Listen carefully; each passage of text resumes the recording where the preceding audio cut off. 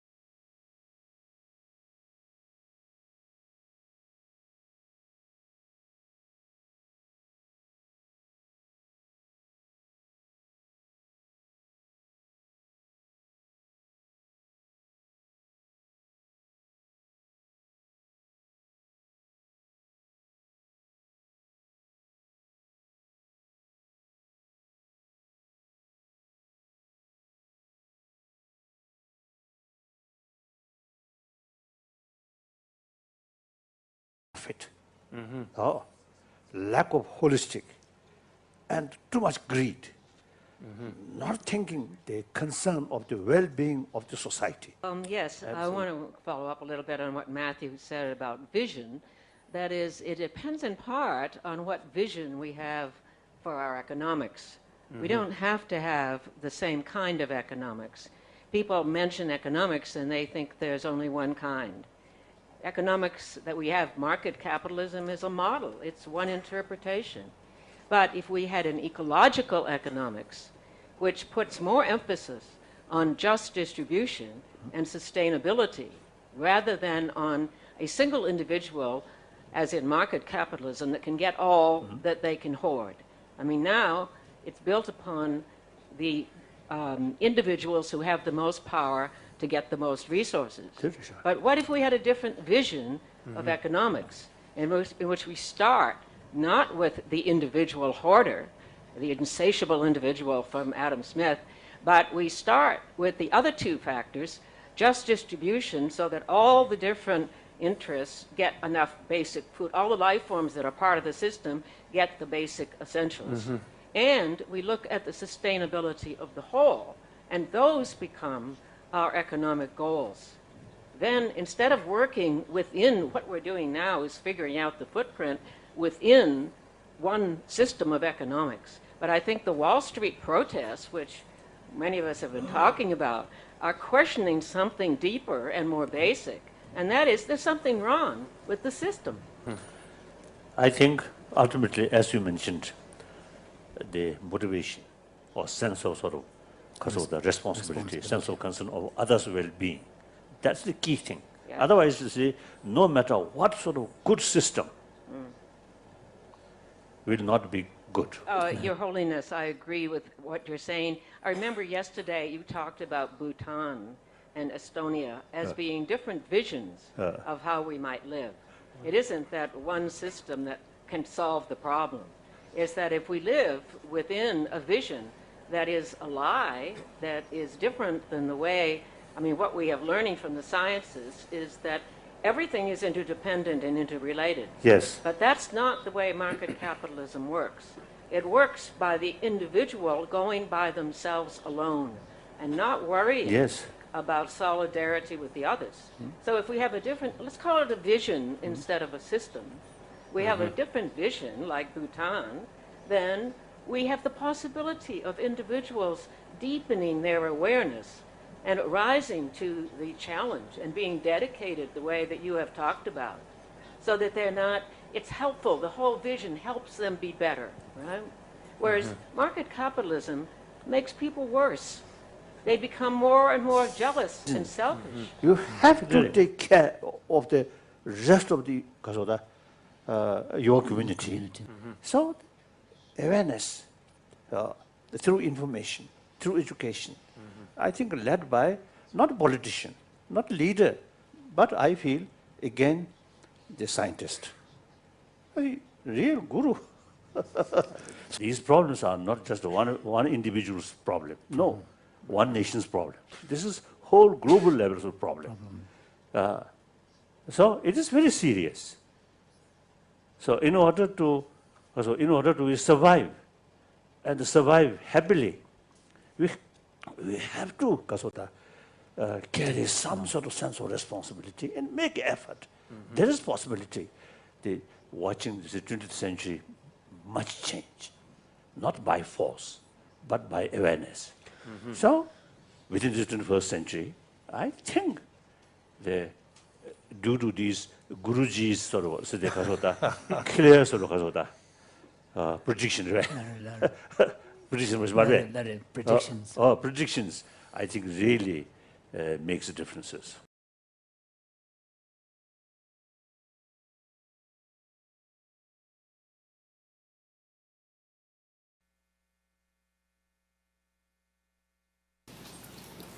I feel as if I've already lost control of this event.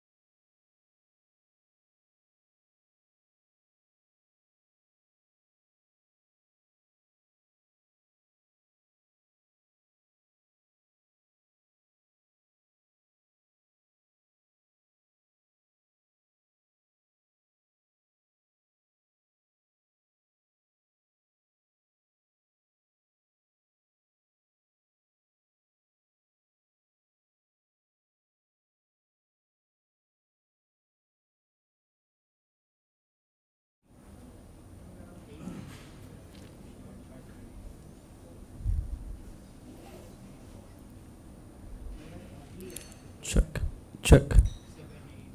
Check. Ravena, check. Ravena, output, okay?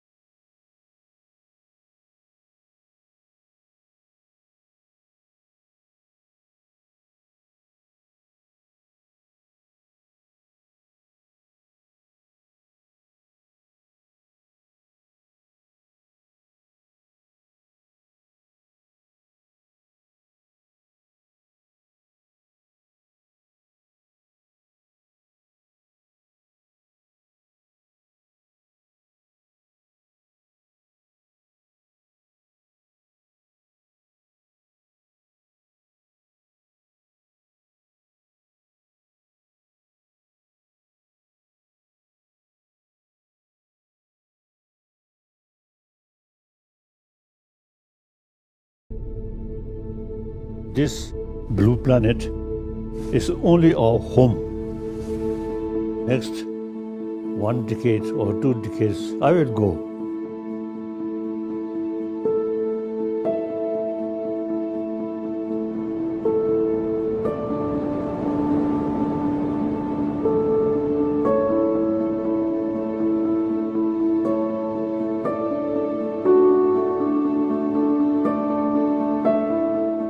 On moon, also some water, but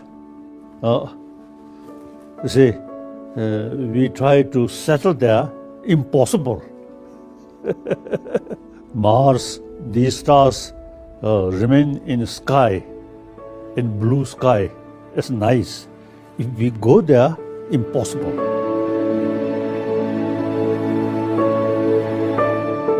In India, vegetarianism in 1,000 years. In the West, you see, too much eat meat. Not only is it a question of a sense of sort of love these animals, but itself, you see, very bad for ecology. Of course, we Tibetan also a non-vegetarian, but we decided most of our monastic institution now stop serving meat. For health viewpoint also, vegetarian is very, very suitable, very good.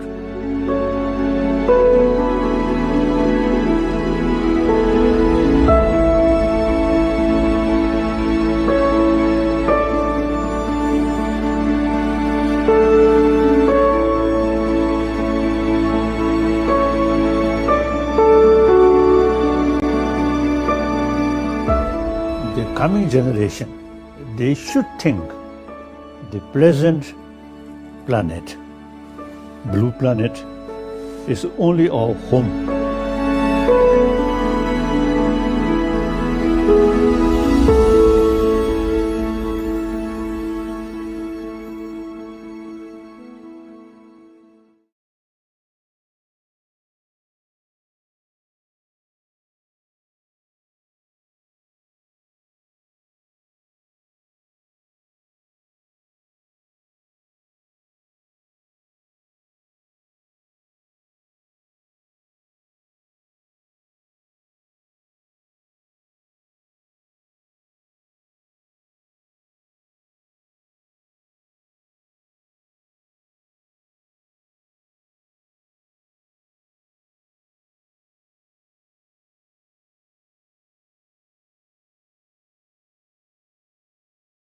We are now 21st century. Time always moving. With new time, new reality there. So we have to accept the new reality. Facing new reality, but our perception is old thinking. Then, you see, I think a lot of problem, unnecessary problem, you see, happen. So we must act according new reality. Otherwise, you see, there's a gap, our perception and the reality gap. So then, all our efforts become unrealistic. So therefore, I think now, serious interest about global warming or environment issue, I think now this is one hopeful sign. Now, I think the taking care about our only home, this planet, is not just government's responsibility. All humanity, all individuals have the responsibility. And then, I always telling, the war, bloodshed, immediately striking in our mind. But the damaging the ecology or these global sort of the warming, these things, without much sort of obvious, but invisibly, you see, month by month, decay. So once we feel some difficulties to breathing, difficulties to eyes, and particularly children, then may be too late. So therefore, this is something very serious, and then each of us, 7 billion human beings, taking care about global these global issues should be part of our life. So in our daily life, always keep some sort the serious sort of thinking. If I do this, it eventually some effect. So if I do one single person, then other 10 people, 100 people, 100,000, then, so change start from individual. Then, you see, effect come.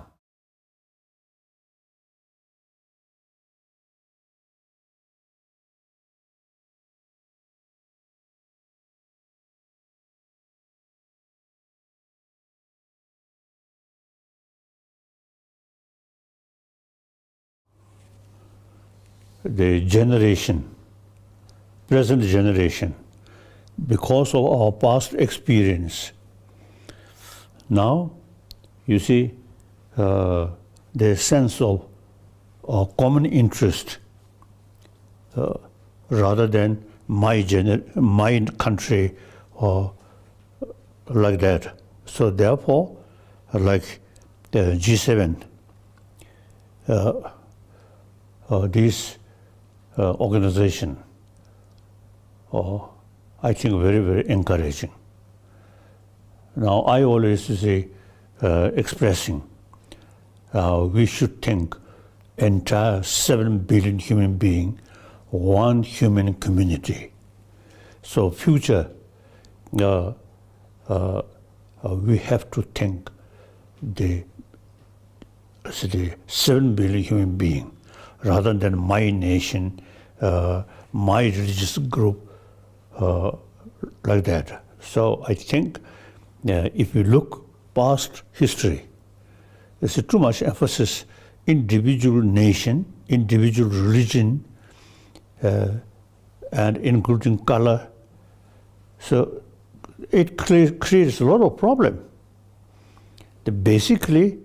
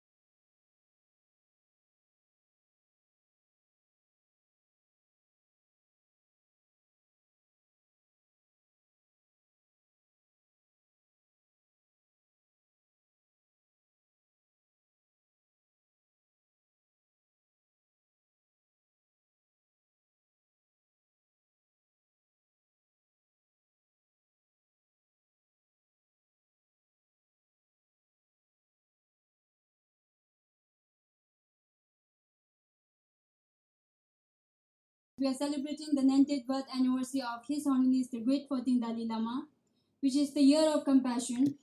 On this auspicious occasion, our annual spiritual ecology lecture is lovingly dedicated to His Holiness in deep gratitude for his boundless legacy of compassion, peace, and wisdom.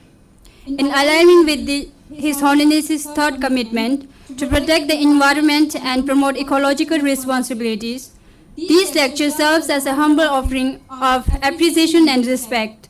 Through this gathering, we aspire to carry forward his vision of harmony between humanity and nature, and to inspire collective action for more compassionate and sustainable world.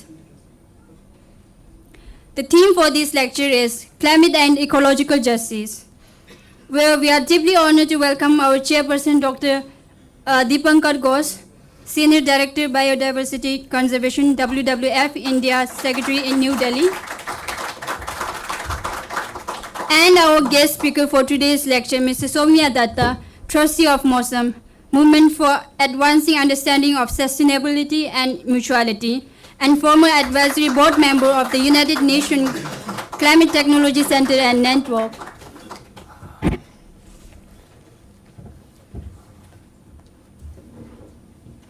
Thank you. May I now invite Dr. Dipankar Ghosh, Mr. Soumya Dutta, and our Secretary, Mr. Tenzin Kunkapla, to kindly come up on the stage to light the lamp of wisdom and then proceed to the dais.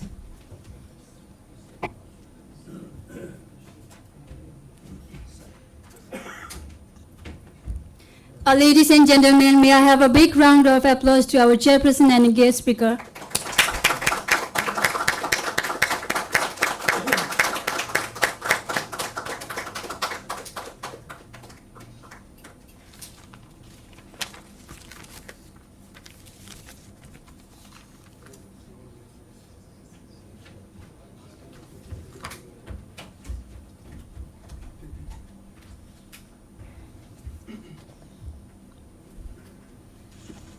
Thank you, everyone.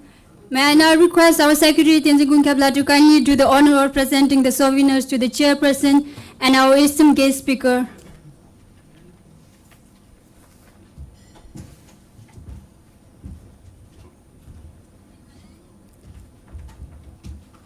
Our guest speaker, Mr. Soumya Dutta. Okay. Okay. Thank you.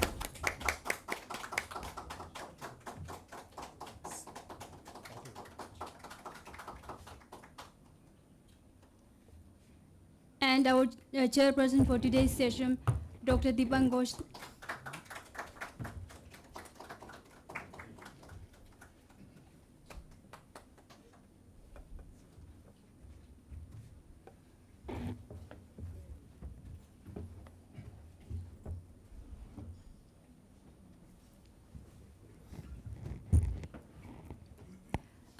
Thank you, Mr. Tenzin Kunkapla.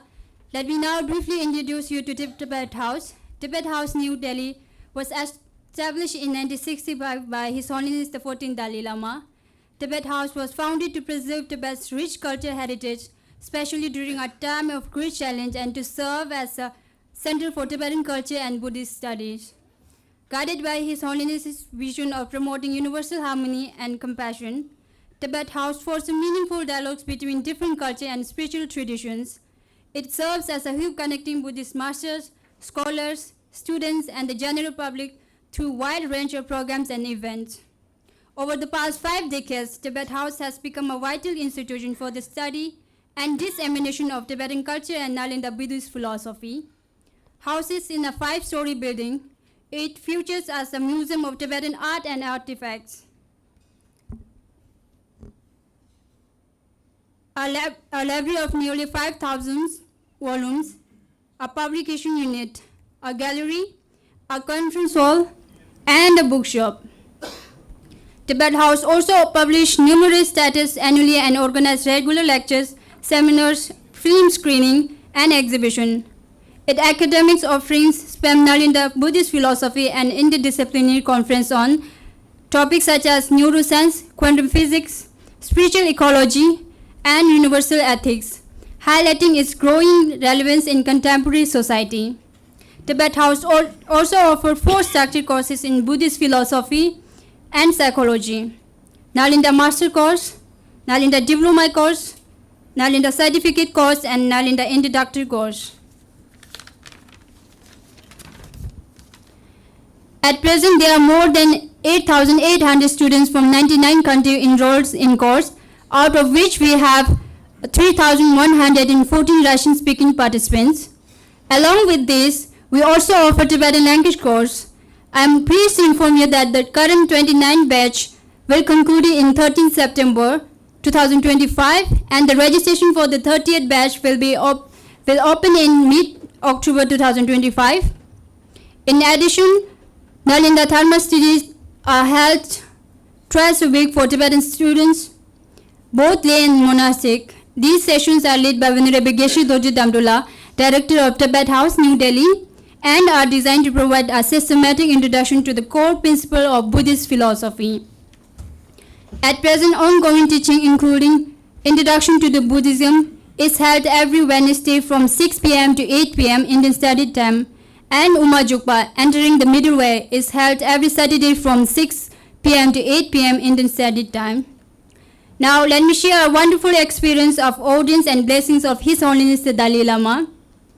On 2nd June 2023, close to 500 students and who have recently graduated from or currently studying in Nalinda Master Course and Nalinda Diploma Course offered by Tibet House, New Delhi, receive a gracious audience and blessings from His Holiness the 14th Dalai Lama and oral transmission of Jetsong Krabas in praise of Tibetan arising.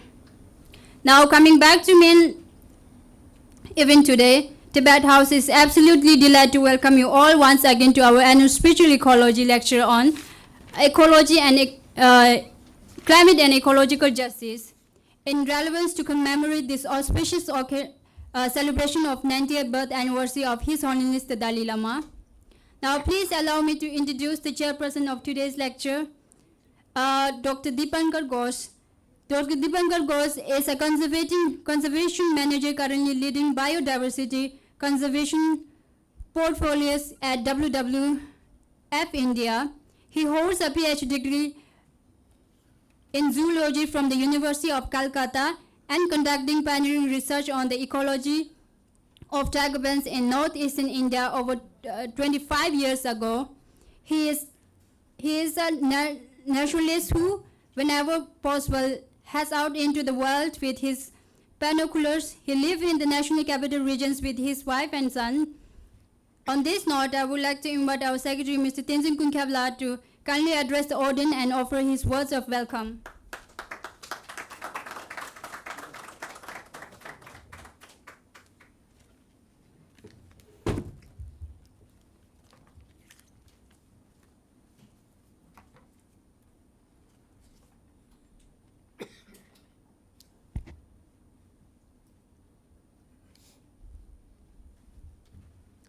Can you give me a little warm water, please?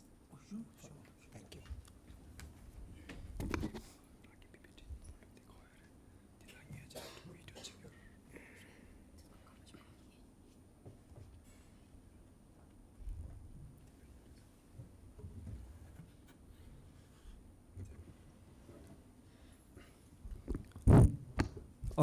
Good evening, everyone. Tashitelek. Respected Mr. Deepankar Ghosh, Mr. Soumya Dattaji, friends of Tibet House and students who are gathered here today. This lecture series is most prestigious lecture of Tibet House, and it has been going on since the time of the previous director, Lama Tubum Tugo Rinpoche. On behalf of Tibet House, New Delhi, and our director, Venerable Geshe Dorji Damdula, I welcome you all to the annual Spiritual Ecology lecture. This year's theme, the climate and ecological justice, speaks to perhaps the greatest challenge humanity has ever faced. The Buddha, during his time, this story was actually shared by our director. The Buddha during his time has told the monastics, when you are sleeping at night, you should not keep the butter lamps burning, because in those days, even though there were no electricity, but Buddha always said we should not waste the resources. Even if you own the oils, even if you own all the oils and resources in the world, you still do not have the right to exploit it. The world have enough for the need of the people, but it does not have enough for the want of the people. So we are honored to have Mr. Soumya Dattaji, a visionary leader, science communicator, and tireless advocate for the climate justice, especially for the most vulnerable communities of the South Asia. Mr. Dutta is expert in the field of climate ecology, so I'm sure we'll learn a great deal from him. But as a Tibetan, I want to share the example of Tibet, which stands as a stark and sacred symbol of what is at stake. Often called the roof of the world, Tibet is not only the world's highest and largest plateau, but it is the Asia's water tower. It sources the continent's greatest rivers, the Indus, the Brahmaputra, and Yangtze, and many more. Over 2 billion people, either directly or indirectly, they are dependent on the waters coming from Tibet. Yet, this fragile and sacred land is under immense threat from climate warming, glacier melt, and large-scale damming in the seismic zones of the Siang region. There's a project larger than the Three Gorges Dam, which is being built in Tibet, and it is actually built on a seismic zone. So if something is to happen, the result will be catastrophic. It's not just ecological, but geopolitical as well. In a world where water may become the next flashpoint of the conflict, the fate of Tibet is not just a Tibetan issue, but it's a global concern. Recently, on 19 September, a Chinese artist named as Tsai Kuo-chiang, who staged a dragon-shaped firework display alongside the foothills of the mountains in Shikaze. It desecrated a sacred mountain and polluted a fragile ecosystem. I would like to show you a short clip, if I may.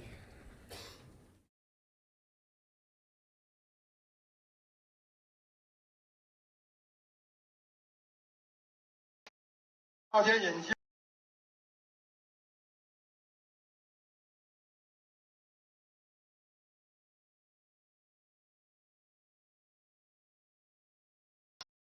大家眼睛不要杀。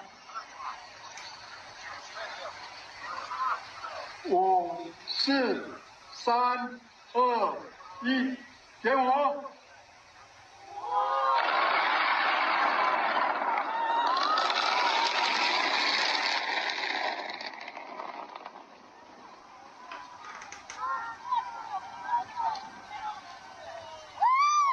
这是一幅山龙和水龙交汇的绘画。哇，你看前面的这。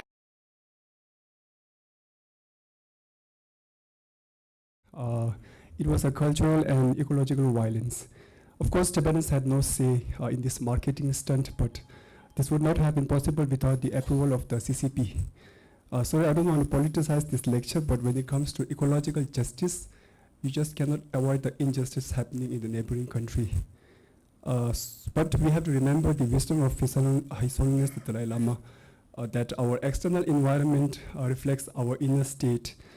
Greed, disconnection, and disregard for life lie at the heart of ecological collapse. The path forward must be of reconnection with nature, with each other, and with our deepest values. Tonight, as we listen to Mr. Dutta's lecture, let us ask ourselves, what kind of world do we wish to leave behind?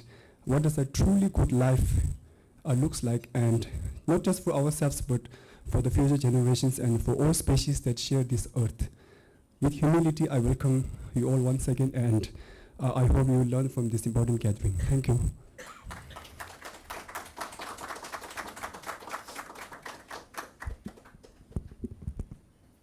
Thank you, Mr. Tenzin Kunkepla. Now we have a short compilation video of His Holiness the 14th Dalai Lama on the environmental and ecological issues. Before we move on to the screening, I would like to take a moment to thank each of you for your genuine concern and commitment to this urgent cause. It gave me immense joy and deep honor to welcome our guest speaker, Mr. Soumya Dutta, and our chairperson, Dr. Dipankar Ghosh from WWF India, who will be highlighting these critical issues in the light of His Holiness's vision, reminding us that each individual can make a difference in safeguarding our planet from future catastrophe.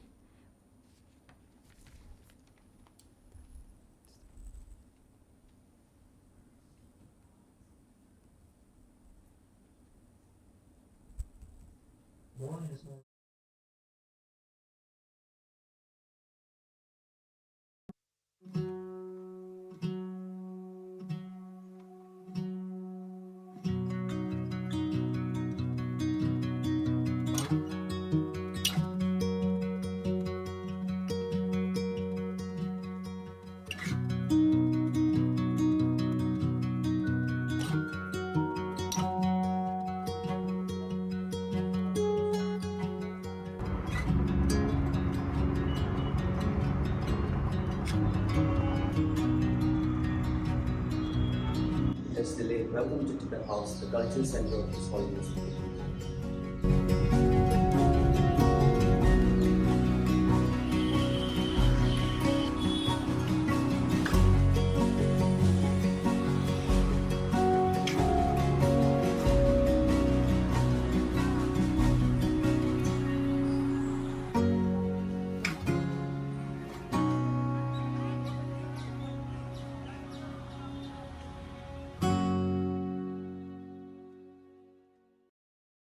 Dear brothers and sisters,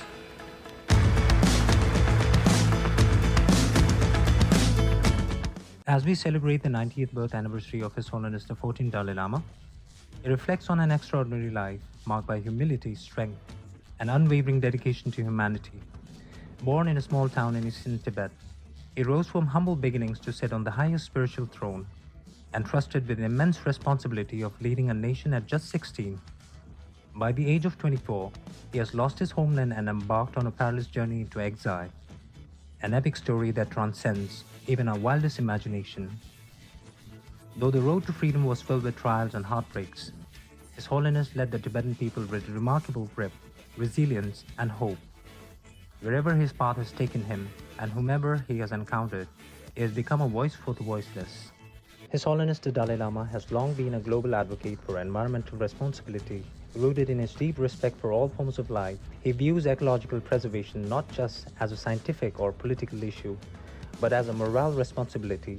He warns that a reckless exploitation of the planet threatens future generations, urging a shift towards sustainable living, renewable energy, and compassionate stewardship of nature. For His Holiness the Dalai Lama, caring for the earth is an expression of compassion in action, a path toward peace both within and without. As a result of contact with environmentalist, scientist, then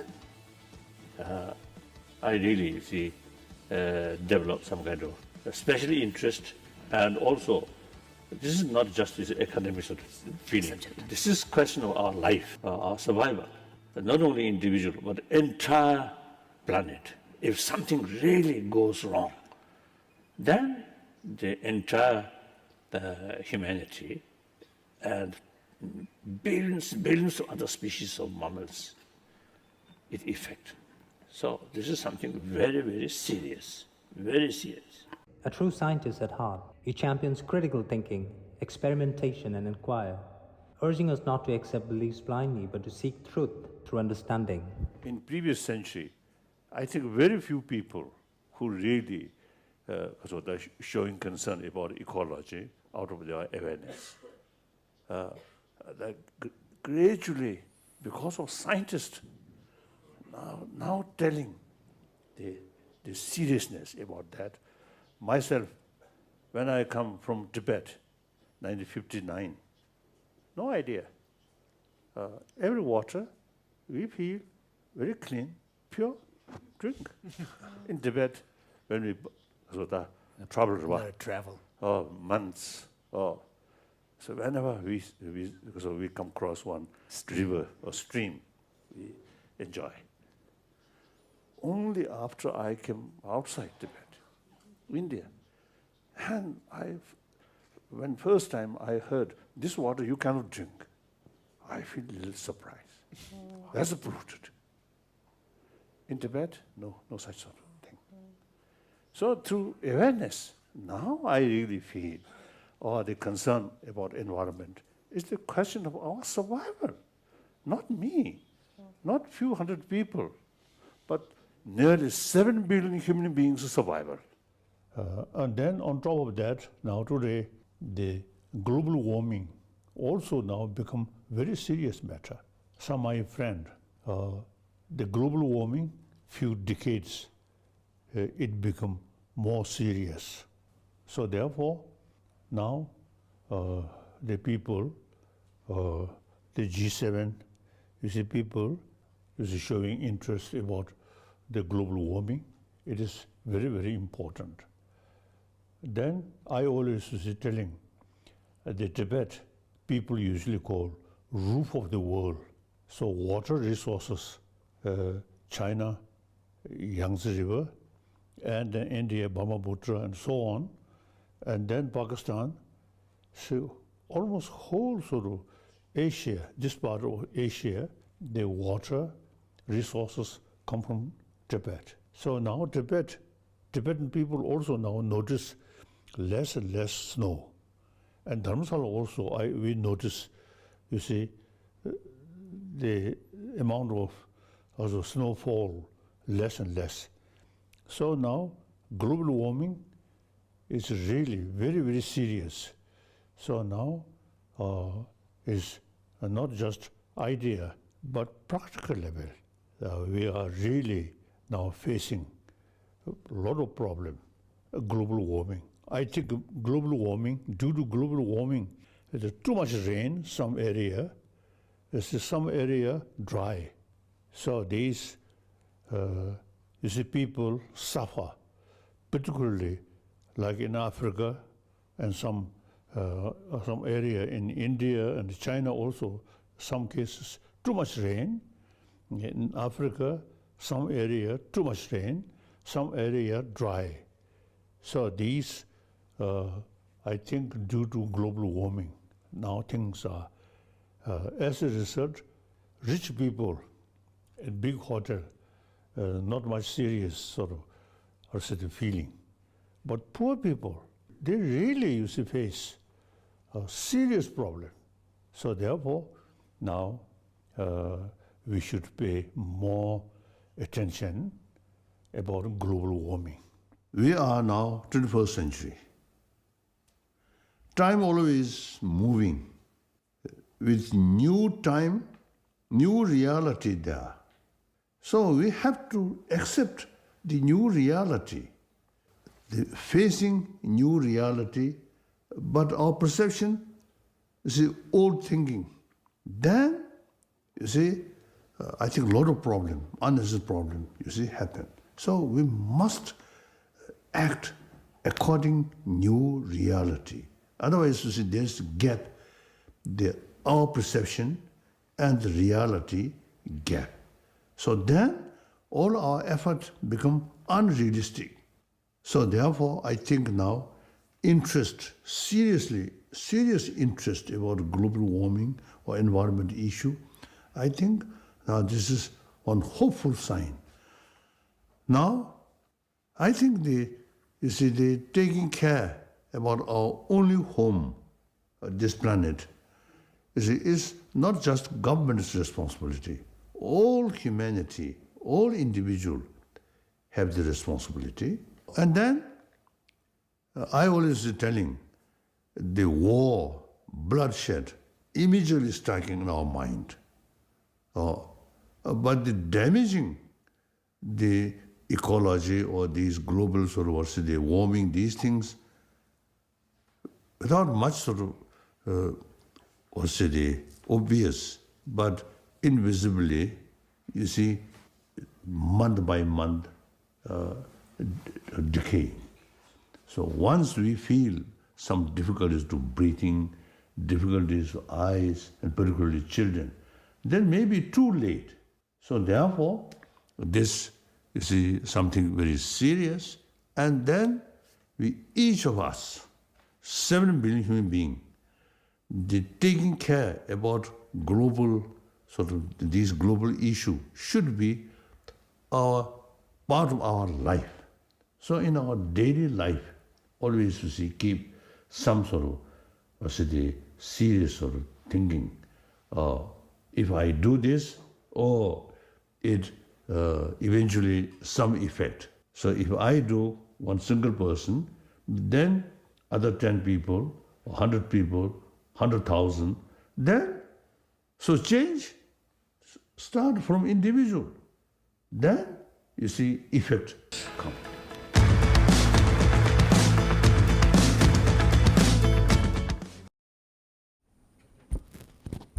Thank you. I hope you all enjoyed this beautiful video and take something valuable from it. With this, may I kindly request our chairperson, Dr. Dipankar Ghosh, to begin today's lecture session. Thank you. Shall I come there or? Oh, you can sit there. Thank you.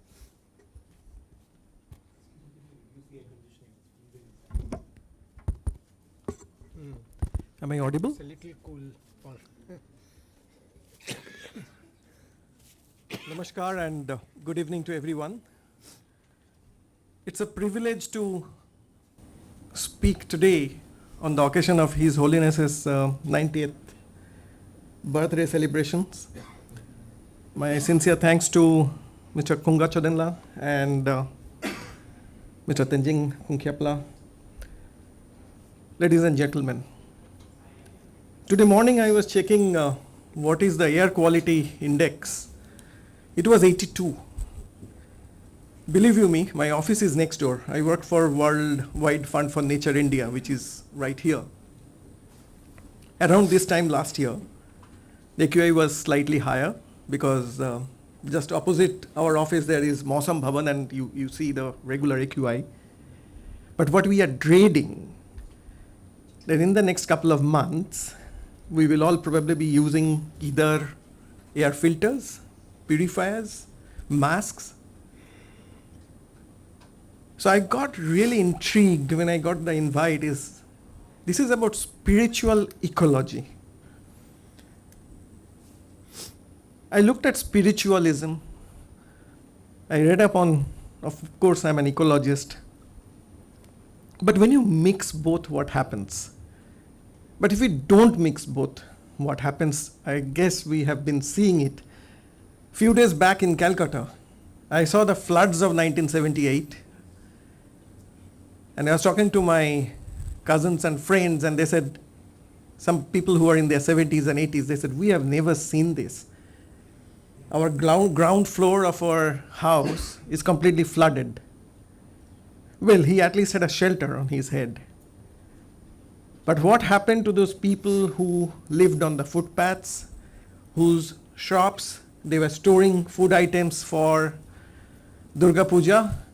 So the kind of loss that has happened in Calcutta is phenomenal. Why? Did we understand urban ecology of Calcutta better before this happened?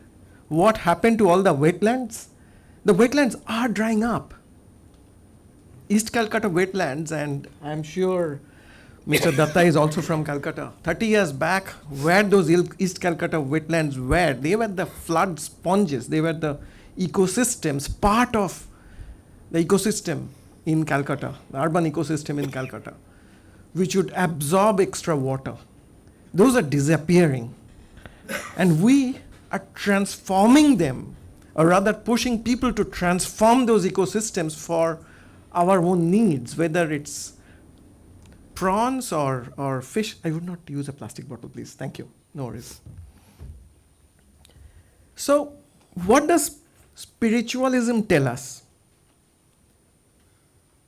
I was blessed to have met with His Holiness a few times. Our son was blessed by him.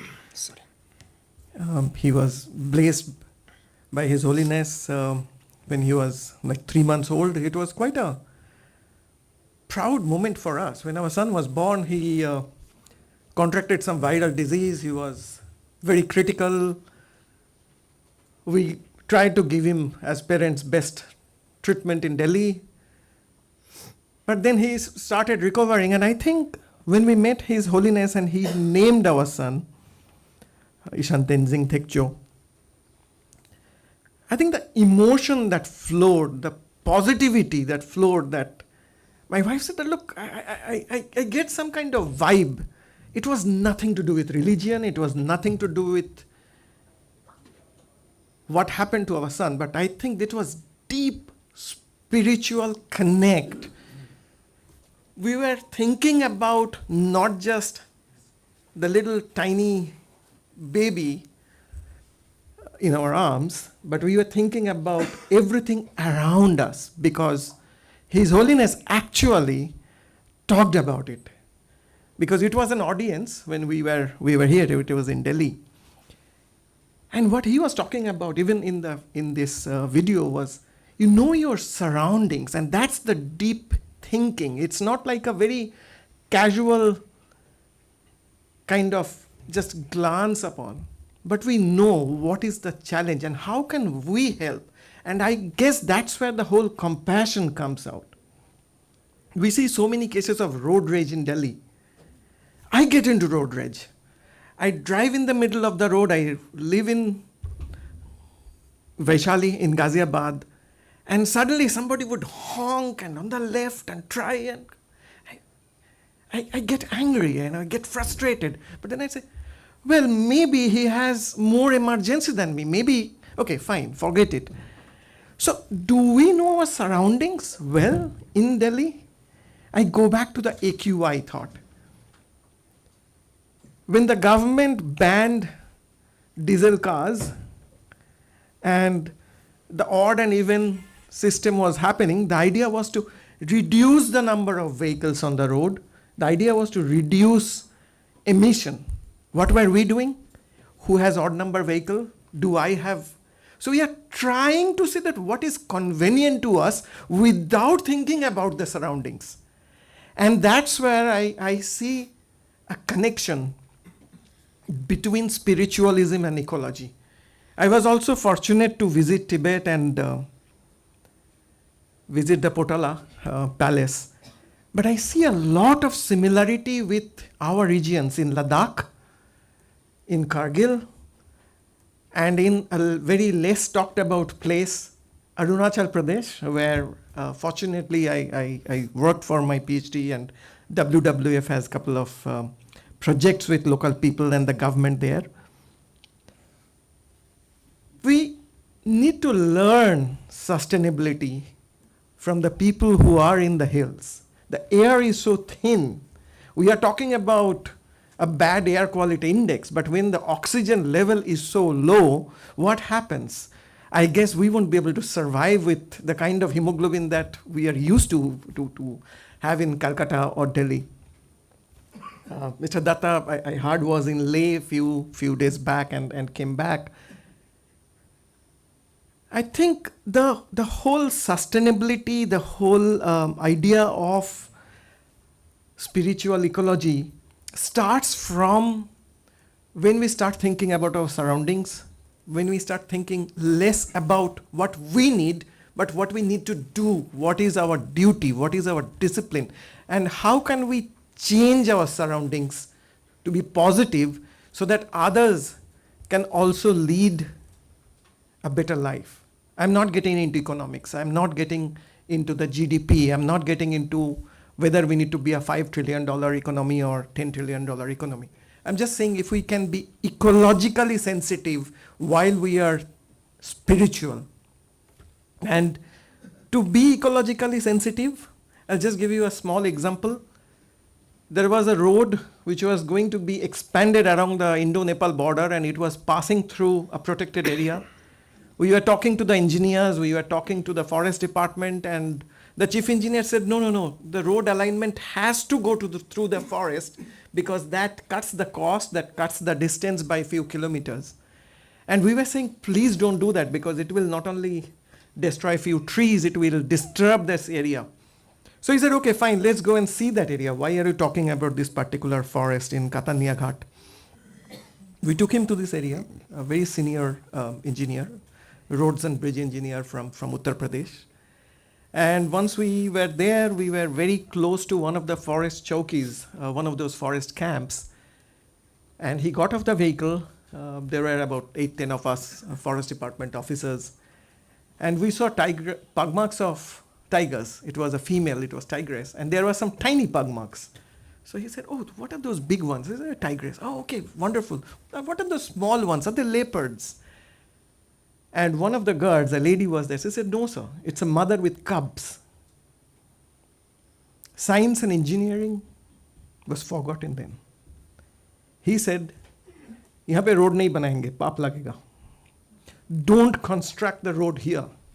It's a nursery of tigers. You know, this is how human mind thinks. Of course, science is important, but when science fails, when logic fails, I think this deep thinking, spiritual thinking really helps. And before I go to our keynote speaker, I think we need to be very, very conscious about our surroundings. We need to be very conscious about ourselves. 5 years back, exactly 5 years back, close your eyes and think, where were you on 27th of September 2020? If you're out, there would be a mask around you. COVID has been proven to be a zoonotic disease. You listen to any public health expert, you listen to WHO, you listen to government medical experts, they're all saying the next pandemic or endemic disease will be zoonotic, of zoonotic origin. We need to be conscious about our surroundings. We need to be conscious about the ecology.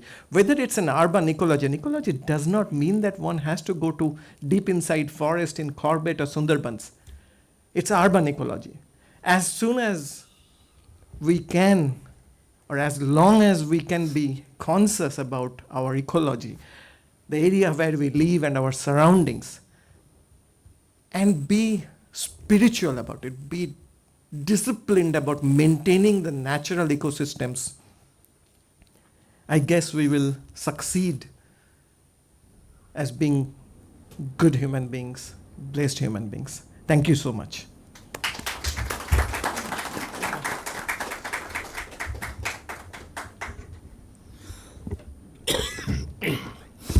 Namaskar, good evening. And to begin with, I will apologize because I've been moving like mad. And only few days ago, I was in Ladakh having meetings with both Leh Apex Body and Kargil Democratic Alliance. Then I was in Pune, which was rain-soaked completely. And I was at the All India Socialist Solidarity Convention, again to talk about climate crisis and climate justice. And then again, after that, I just came back from Ahmedabad, talking to a whole lot of groups who work with both migrant workers and informal sectors workers.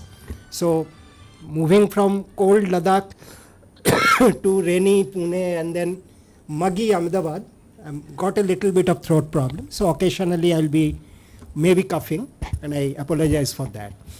I'll start by paying my respect to a very remarkable person, Dalai Lama ji. In fact, once upon a time he was the leader of a nation, and even without that, he has left his mark all across the world, which many national leaders don't manage to do in their entire lifetime. And we have many, many examples of that also. I'll not take names for obvious reasons. But this is really, really remarkable that you are displaced from your nation, and yet you have not only led your people on a very, very determined directional path, but you have also managed to set a global agenda of peace, harmony, and non-violence, and progress without damage. Though, let me also tell you right in the beginning, I'll also try to provoke you based on science. Because over the last several years, many of you will know, over the last more than 10 years, globally, many religions, the top religious leaders across the world, across major religions, have started looking at the climate crisis. And I'll refer to this as a climate crisis, not as a climate change, because I work very closely with a lot of ground level groups. I've been working with both the national unions of artisanal small scale fish workers. I've been working with the street vendors unions all across India. I've been working with the construction workers unions and domestic workers union and sanitation workers. And if you look at climate crisis through their eyes, the phenomena, what is happening, it's really a crisis. It's already a crisis. It's emerging as a major challenge, and maybe, as many people have said, including the Secretary General of the United Nations, that this is the defining challenge of the 21st century. So even if we agree that there are other nearly equal challenges of inequity, lack of democracy, these two are also, massive inequity is also cutting at the root of human society. But we'll go beyond human society. And in that, the climate crisis really is the defining challenge that we are facing for the next 75, at least for the next 75 years. Right at the outset, I'll try to define why the climate crisis in nature, and I'll come to the climate justice issue, is very different or significantly different from the other ecological crises and challenges. We know we face a massive air pollution crisis all across the world. And in India, if you have seen the figures, it's not Delhi or Hyderabad or Pune or others. 90% of Indian population faces high levels of air pollution beyond the monsoon season. Now it's low, as Dr. Ghosh said. Once we go past September, well into October, that period will start again. And it's 90%, meaning majority of our rural population are also seriously exposed to air pollution. And some studies have shown that something like 7.5 to 9 million people die premature death all across the world due to air pollution. So it's a serious crisis. Similarly, the crisis of desertification, if you know, probably most of you will know that the 3 global ecological compacts, one is very well talked about, the UNFCCC, United Nations Framework Convention on Climate Change, that came out of the Earth Summit, 1992 Rio Earth Summit. But there are two other major global environmental compacts.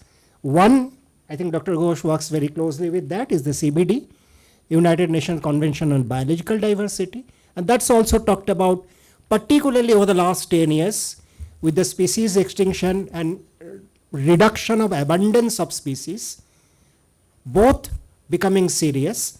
This is also being talked about. But there was a third environmental agreement, or what we call Global Ecological Compact, that was the UNCCD, the United Nations Convention on Combating Desertification. And a very large part of the world today is undergoing desertification. It is not turned into desert, but the two criteria for a land going towards desertification are fulfilled. The moisture content going down, the biological content going down. And in India, if you go by government data, 29.3% of Indian land mass of 3.28 million square kilometers is undergoing desertification. And this is ISRO's data, not our data. So this is also a very serious ecological crisis. So we are facing a polycrisis, ecological polycrisis. There are lots of, like Dr. Ghosh mentioned, many of you are reading about, seeing, there are a lot of destructive projects. In spite of expert committee's recommendation that over 2,500 meters you should not have, in the Himalayas, should not build big dams or big structures obstructing rivers, this has gone on and on. It's not only China that has done it or doing it, it's India is doing equally badly. And maybe this will surprise you. I have been to Bhutan twice. The Bhutan, that happiness index, etc., have been well sold, but Bhutan has done the exact same thing. It has dammed its major rivers, and it's damming more and more rivers. It has denied its people who are farming there in the river valleys, and it is selling at 2 rupees 62 paisa the electricity to India. So it's not, let's not fool ourselves saying that Bhutan is doing something which is out of this world. It's not. In fact, there are a lot of issues which we need to really understand and analyze. But why I'm saying that the climate crisis is really of a different character and a nature. Take a very big dam, like I have worked against the Sardar Sarovar Dam. The last report of Narmada Valley was written by me. Take the Sardar Sarovar Dam away, hypothetically. Just think of, there is a government which says, like it is happening now in Europe or in US, several thousand dams have been dismantled. Not destroyed, but dismantled in a controlled way. And it has been seen within 10 to 15 years, the river reclaims that ecology. it comes back to life. That whole river valley comes back to life. Take a factory, chemical factory, that has been polluting an area for very long. Thoothukudi, you know Tamil Nadu Thoothukudi, the Starlight copper smelter. That has been stopped. That was a massively polluting plant. People were devastated, lot of diseases. They did a struggle, 13 people were killed, they paid a very heavy price, but ultimately that has been stopped. And within this 3.5 to 4 years, that area has started recovering. It has not recovered as a very good environment, but it has started recovering.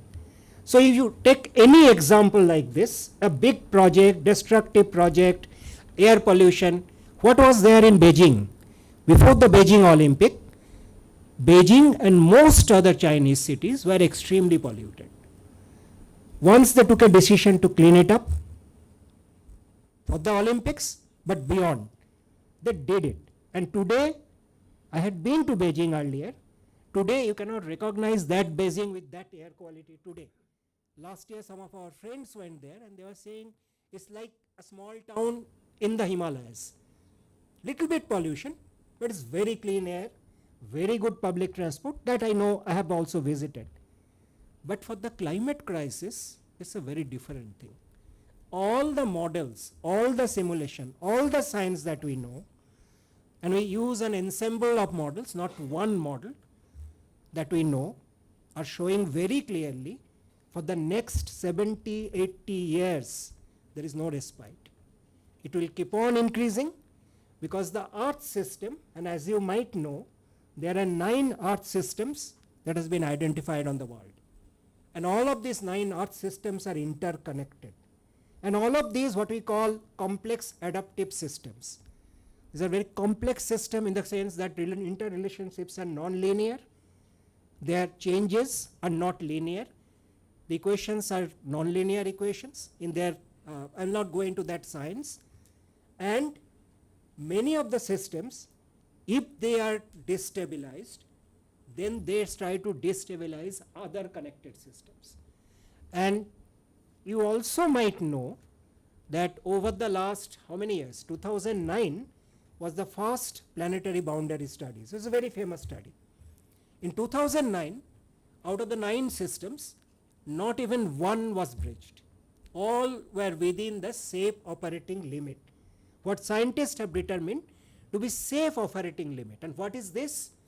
Any system, as I said, these are adaptive systems. These are complex, but these are adaptive systems. So if you push the system, it tries to rebalance on its own.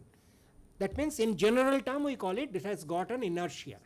It has got a resilience. All of these terms we use generally. But once you go beyond a certain limit, there is a very different thing that happens in the Earth systems. All the 9 Earth systems have got a tipping point. And almost all the 9 Earth systems have got a feedback mechanism that can be triggered. And unfortunately, the third study of planetary boundaries, the first study was in 2009, the second study was 2015, when it was found that 3 of the 9 Earth systems have gone beyond the safe operating limit. And the 2023 study showed that 6 of the 9 systems have gone beyond the safe operating limit. In that, the novel materials, all the new materials that humanity has created, which was not in nature. Plastics were not in nature, petrochemicals. What are the plastics? Petrochemicals. They were very, very rare in nature, very rare. Similarly, lot of synthetic materials we have created, lot of metal complexes we have created, but never they are available in nature in any abundance, almost negligible or zero. So that whole branch of novel materials is now beyond the safe operating limit. You have heard general things like that, that within 2050, the global oceans will have more plastic than fish. You might have heard these estimates, and that's true. It's told in a general way, and that's a massive, massive hit to the ocean ecosystem. You might also have heard that you have heard about heat waves. Being in Delhi, being in Hyderabad, we all have heard of heat waves. I don't know how many of you have heard of marine heat waves. Right now, the Pacific, right now today, for the last several days, the Pacific Ocean, the biggest ocean on the earth, is undergoing a marine heat wave. 2009-10, there was a marine heat wave in the Andaman Sea.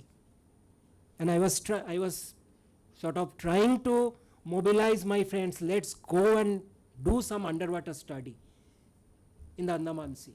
Some studies were done. We saw devastated coral reefs. Today, you know, coral reefs are called the rainforest of the ocean. They occupy maybe less than 1.6% of the global oceans, but nurture more than 20 to 22% of the global marine biodiversity. Today, because of the average temperature rise in the seas, combined with repeated marine heat waves, nearly 40% of the coral reefs have been bleached, devastated. So what we are seeing, many of the systems are being pushed towards their limit of adaptability. And here I should also explain and then go into other aspects of the climate justice issue.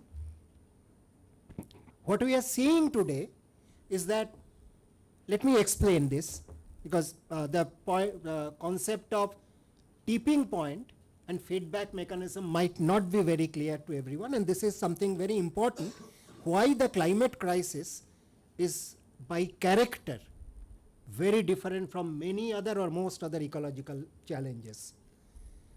Like you have heard about, like WWF used to say about the polar bears. It was once a sort of iconic thing, and many people said in India, in Bangladesh, I worked all across South Asia and also with other nations groups. I worked with the UN system for some years also as an insider, as a board member. Lot of people in India, Bangladesh used to say, अरे WWF को क्या हो गया? Polar bear दिखा रहा है.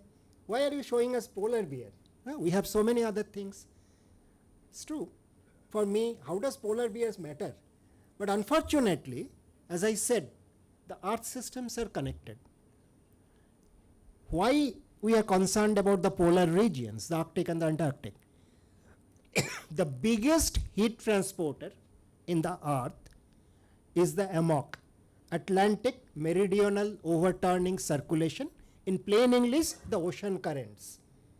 The biggest ocean currents starts from the Southern Ocean at the boundary of Antarctic, goes by Africa on the surface of the ocean, then the North American continent, turns toward Europe, and the maximum amount of heat the earth receives is in the equatorial region because of the sun. That all of us know, even the school children know. And the AMOC is by far the biggest heat transporter in the world. So as the AMOC is slowing down over the last 30 years, it has already slowed down 15%, and you can see the cold North Atlantic blob. In an infrared satellite image, you can see that cooling. While the entire oceans are warming up, that spot, that area is cooling down. And that's because massive amount of ice is melting both from the Arctic Sea and from Greenland. So that fresh water from both this is adding into the North Atlantic. And what is happening is, because the AMOC needs to dive down at that northern latitude, when it returns to Antarctic regions, it comes under the ocean.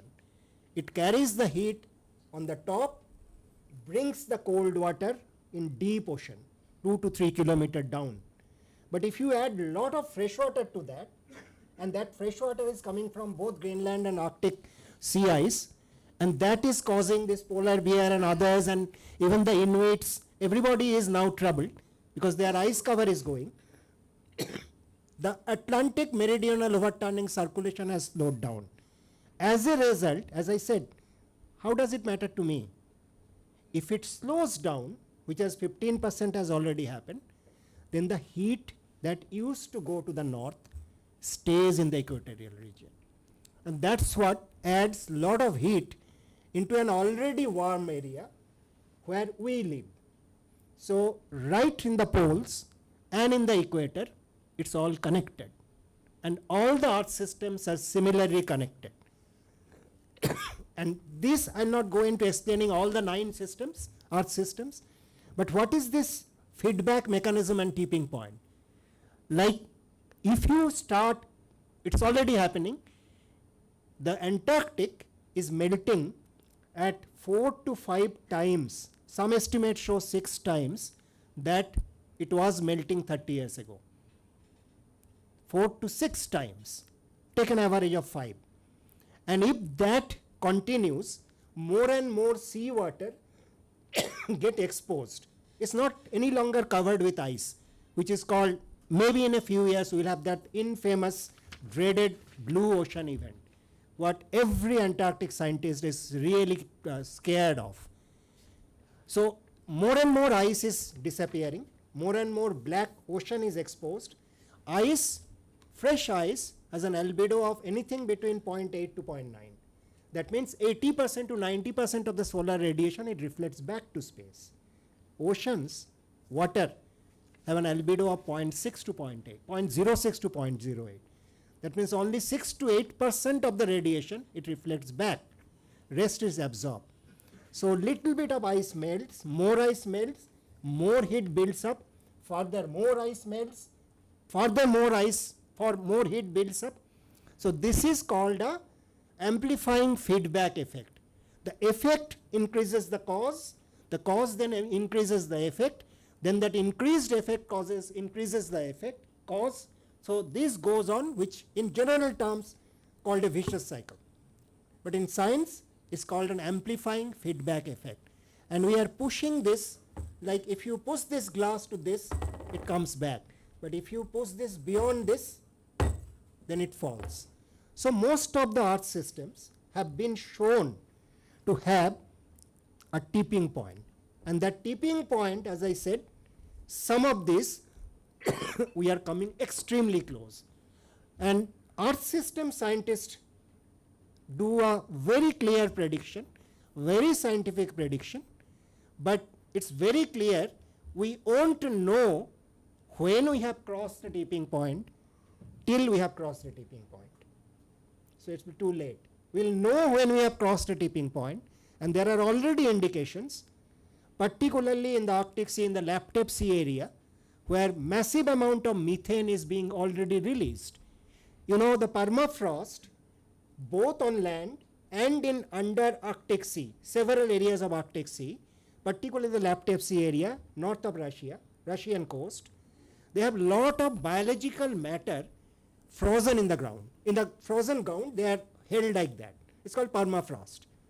As they are warming, microbial activity increases very fast, and they release methane, which in the short term, around 85 to 87% more powerful than carbon dioxide in warming. Its potential, every molecule of methane over a 20-year period is 85 times roughly as powerful as a molecule of carbon dioxide. So it's, and the carbon dioxide and the methane are being released because there is a temperature rise. If they are, as they are released and they are building up, there is further temperature rise because these are very good greenhouse gases. As there is temperature rise, further temperature rise and release of methane is happening. And this is called the methane time bomb. This is another very scary scenario. We don't know whether we have crossed the limit, but we are very close. We know very well we are very close to crossing that tipping point. Probably we have not yet crossed the methane tipping point, but we are very close. The one tipping point, unfortunately, and very scarily, that most scientists, most earth scientists, most serious biological scientists agree that we have crossed, is the biological diversity. I don't know the current figure exactly, but a few years ago, scientists estimated that the extinction rate as of now is over 100 times the background extinction rate.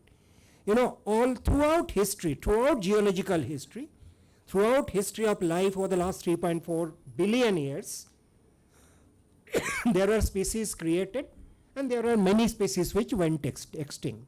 That was a natural process. And over a long period, the average is called a background extinction rate.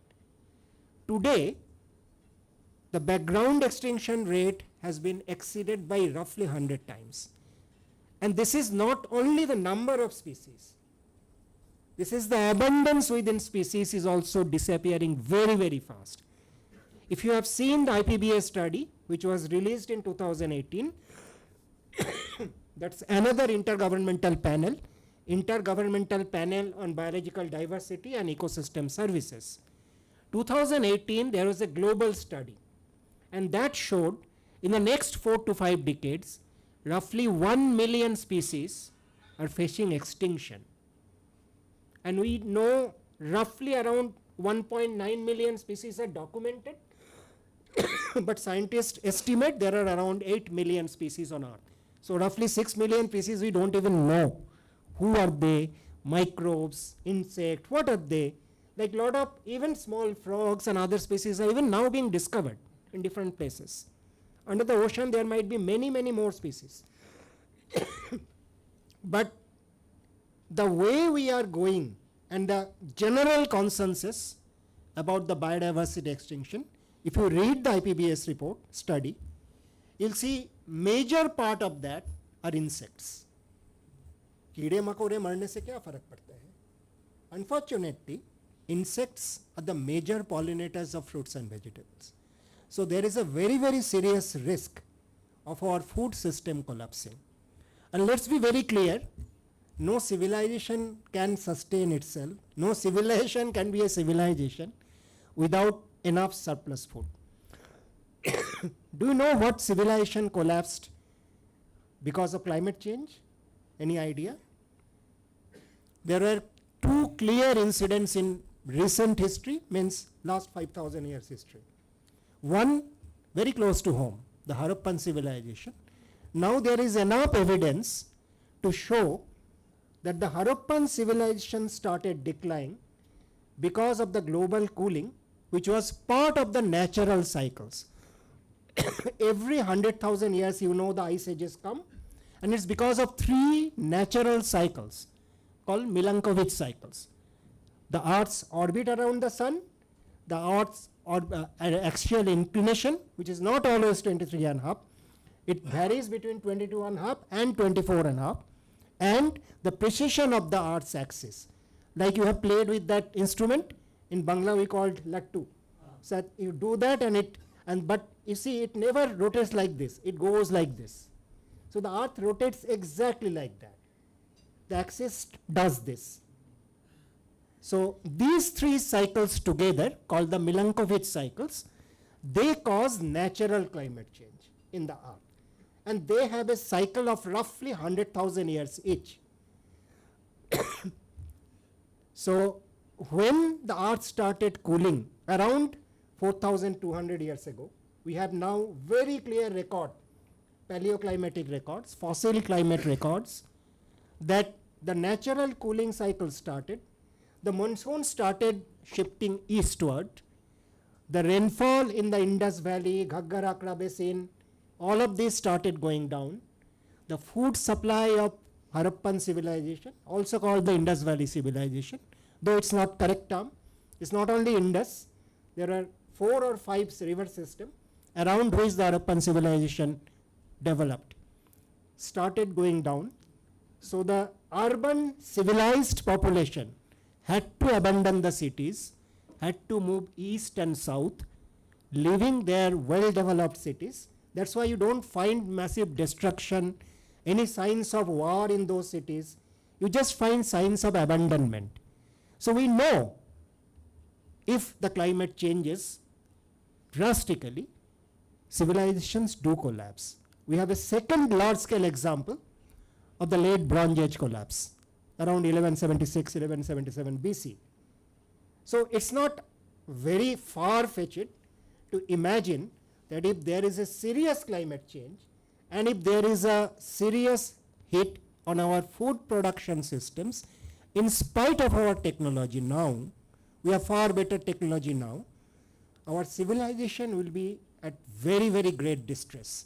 It might not collapse, but it will be under tremendous distress. And who will be bearing the brunt of this? If there is a shortage of food supply globally, and part of that, those scenarios you are already seeing being played out in Africa. Why are there millions of people, millions of Africans? Africa is very large. Don't go by the map that you see. Africa is far, far larger than US and Brazil and Russia combined. So it's very vast. So there is no dearth of land in Africa. So every person in Africa can have access to very large parts of land. Then why are millions of Africans leaving their lands, sort of putting them together like rats into small boats and trying to cross the Mediterranean? Like Dr. Ghosh probably mentioned just briefly, Kenya, I had been to Kenya in 2022 last. 23, Kenya, which is full of forest, Masai Mara, you know, people go to Masai Mara for vast wild animals. I have also seen those herds and thousands of animals. You have to actually drive to avoid colliding with animals. In 2023, huge areas of northern Kenya, which is forested, got hit by massive droughts. Millions, roughly million plus domestic animals died. A couple of thousand elephants died. Massive death of wild animals. Within 4 to 5 months, there was a massive rainfall and flooding. So this is what is happening in multiple parts of the world.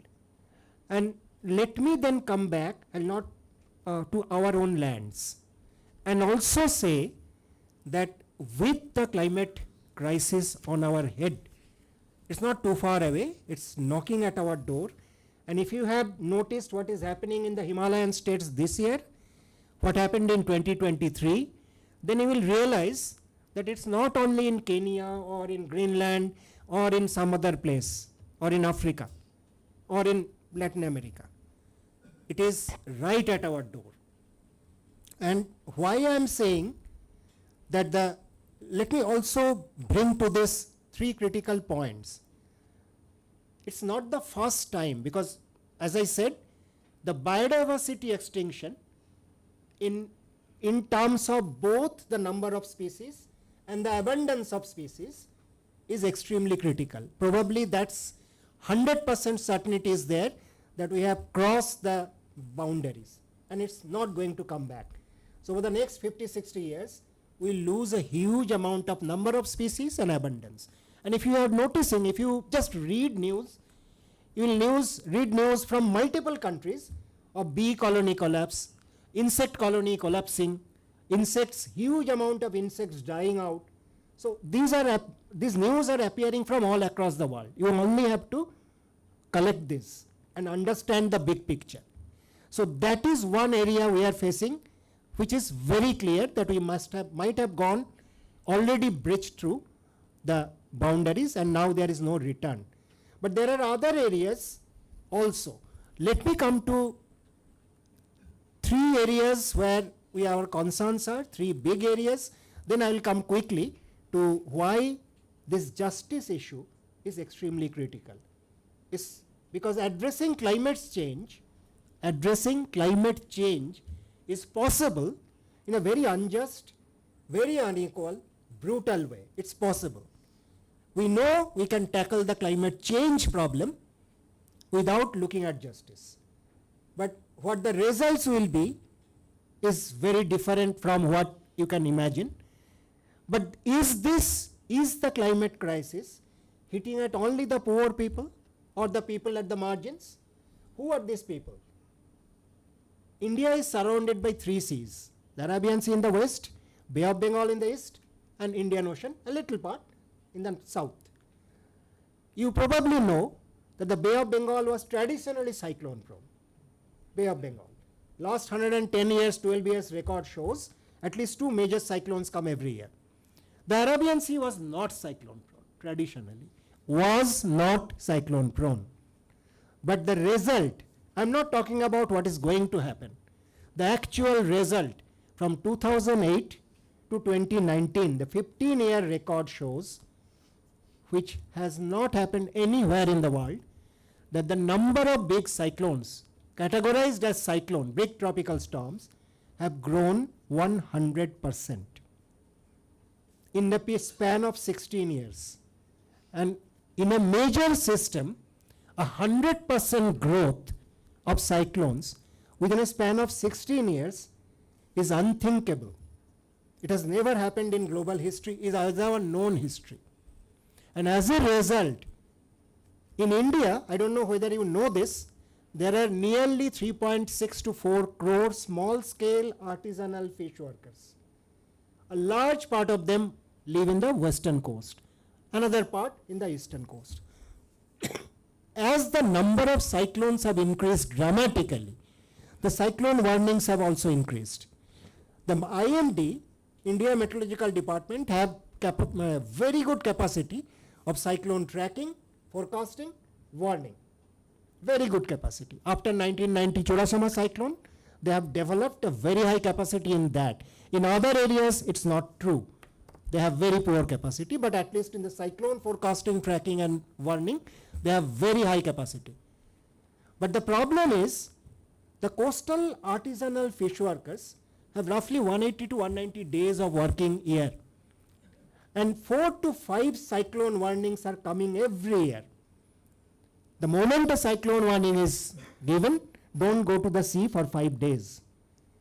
So 25 days of livelihood gone just because of cyclone warning. And then once the cyclone comes, their houses are broken, boats are often broken, the nets are torn, and I have seen that in both Gujarat, Kerala, West Bengal, Tamil Nadu, everywhere.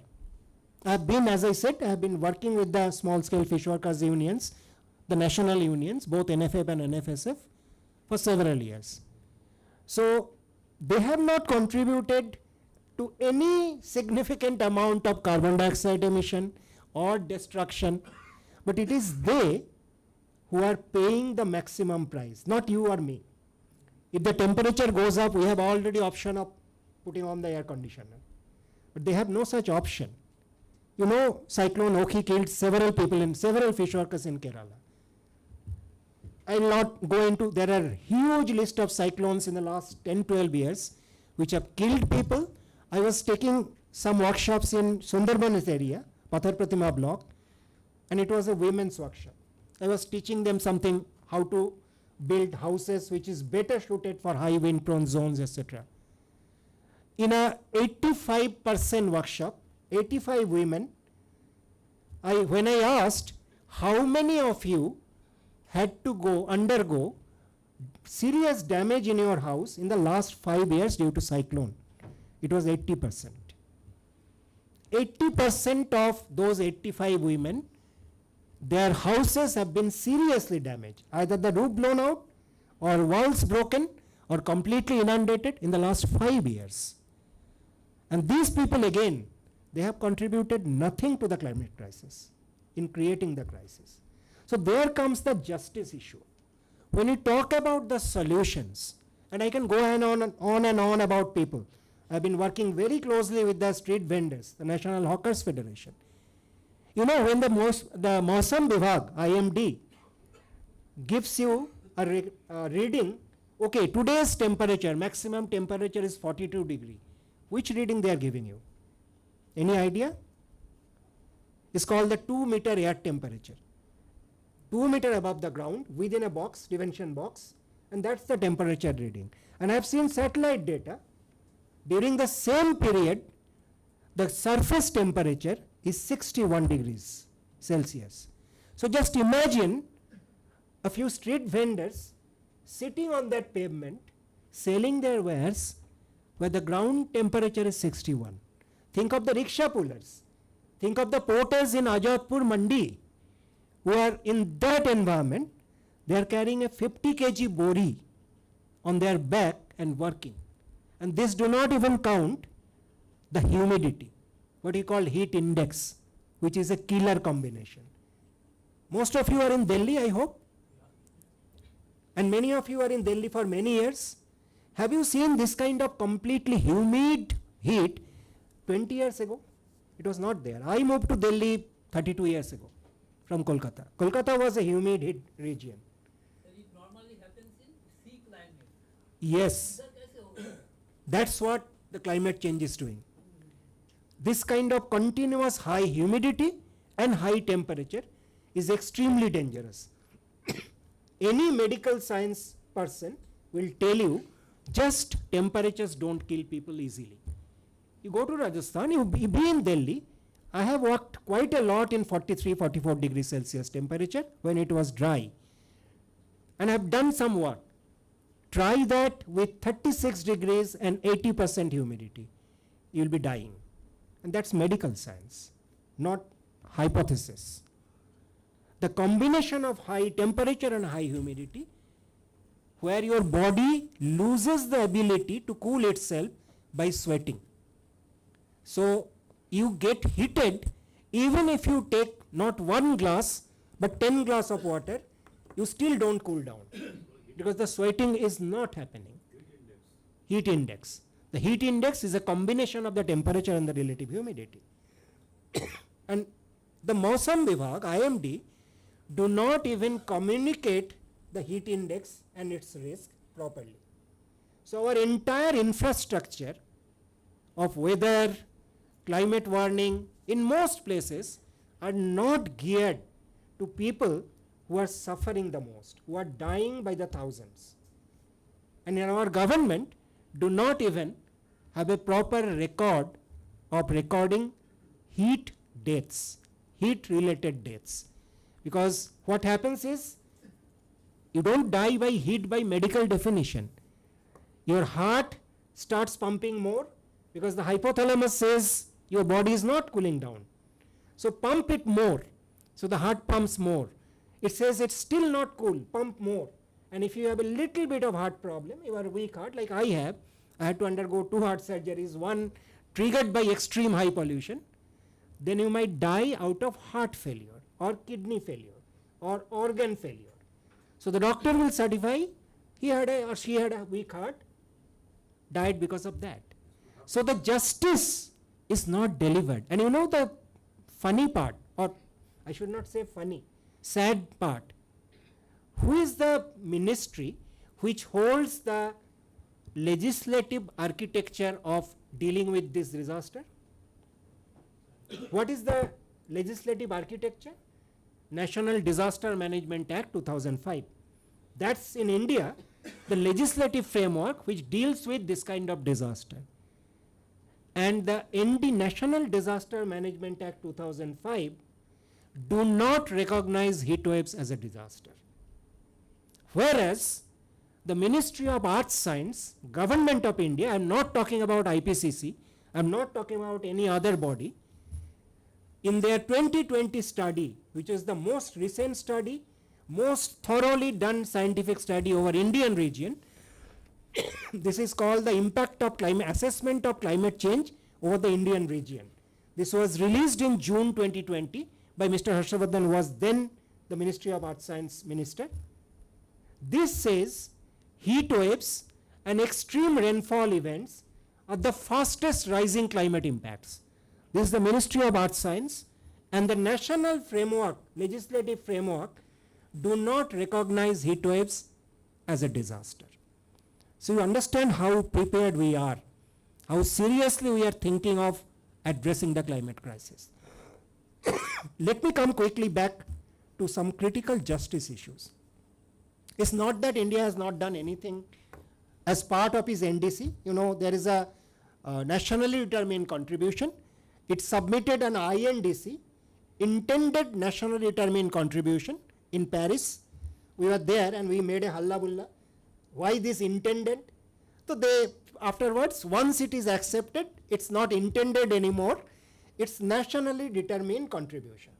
What India as a government of India will do to tackle climate change, what they are telling the United Nations Framework Convention on Climate Change, where every nation has to submit their NDCs. So when they submitted the NDCs, Indian government, one very funny, again, they said I'll not dwell with that, but just to mention, they said coal is our primary energy resource. Coal will be our primary energy resource for foreseeable future to come, and we don't plan to reduce it. Forget about that. There is no plan to reduce, absolutely reduce. There is no plan earlier, before Sarmel Sheikh, of India's reduction. Later on, they said 2070, as if the climate systems will wait till 2060, 70 for our government to act. They will say, okay, let's not change till Mr. Jinping and Modi and all of other leaders do change. That's an absurdity. But what is the government doing? We have two major issues. As I said, in my estimate, as I've been working with a lot of ground level groups, in my own estimate, something like 40 to 50 crore people in India, forget about South Asia, in India are already impacted by heat waves, extreme heat waves and heat index, by extreme heavy rainfall and urban flooding. If you have noticed, urban flooding has increased tremendously. And many of the conventional environmental wisdom has turned on their head. Like all of us know, all of us as children were taught, पेड़ लगाने से बारिश होता है. Lot of trees will be bringing rain, and if you don't have trees, you will not have rain. Over the last 10 years, look at Himachal, Uttarakhand, Jammu Kashmir. There are millions and millions of trees eliminated, cut down, submerged. Renuka Dam, 12 lakh trees submerged. Char Dham all over the road, 13 to 17 lakhs trees, rough estimate, all trees together. Srinagar, Jammu to Srinagar 4-lane, Shimla 4-lane, every project has cut down lakhs and lakhs of trees. And what is the result? What happened in 23? What happened in 25? The rainfalls went down drastically. No, you know that? The rainfalls increased dramatically. Dramatically. In fact, I was in Ladakh just a few days ago. In August, Ladakh has two parts, as you know, Leh and Kargil. Leh received 10 times its average August rainfall. 10 times, 1000%. As a result, lot of their traditional knowledge and traditional practices are in crisis. If you have gone to Ladakh, you might have seen lot of buildings were made by unbaked earth blocks. कच्चा मिट्टी का block से घर बनता था. Go to Basgo Fort. It's built by unbaked mud. Why? Because for some thousands of years, at least 3,500 years, there are very little rain. What precipitation used to come as snow. That thing has changed.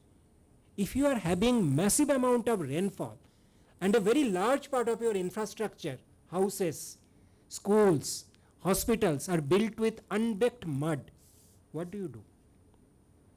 So, lot of these early understandings based on what traditions were built upon, on traditional knowledge, on what experiences led to those traditional knowledge, these are now being turned over their head. The Thar desert is a desert. It's not as bad, as dry as the Sahara or the Kalahari or the Namib, but it's still a desert. Many of you might have gone to Rajasthan, Jaisalmer, Bikaner, etc., etc. Over the last 15 years, Thar has very little vegetation. There are no forests, if you have seen that. Our Thar desert is shared by India and Pakistan. Larger part in India, around 1,70,000 square kilometer. Pakistan has around 38,000 square kilometers. Over the last 15 years, there is massive rainfall happening in the Thar desert. In Badmer and Bikaner, there are flooding, waterlogging for over 3 months. So all their traditional practices are going haywire. See what has happened to Pakistan. See what happened in 2022 and this year. In 2022, more than 1/3 of the country were underwater for plus 3 months plus. This year, what happened to Punjab and Pakistan?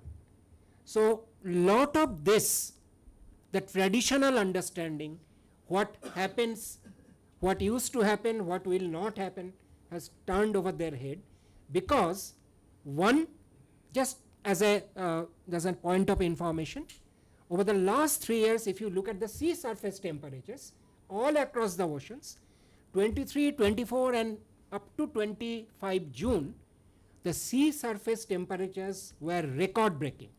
It was not just above the average, it was far higher, far above the average. And if you have 71% of the earth's surface with much warmer water, what happens? If you make tea, if you heat up water, the moisture comes up. So the oceans are pumping huge amount of water in the atmosphere. And every 1 degree Celsius rise in the air temperature, the air can hold 7% more moisture.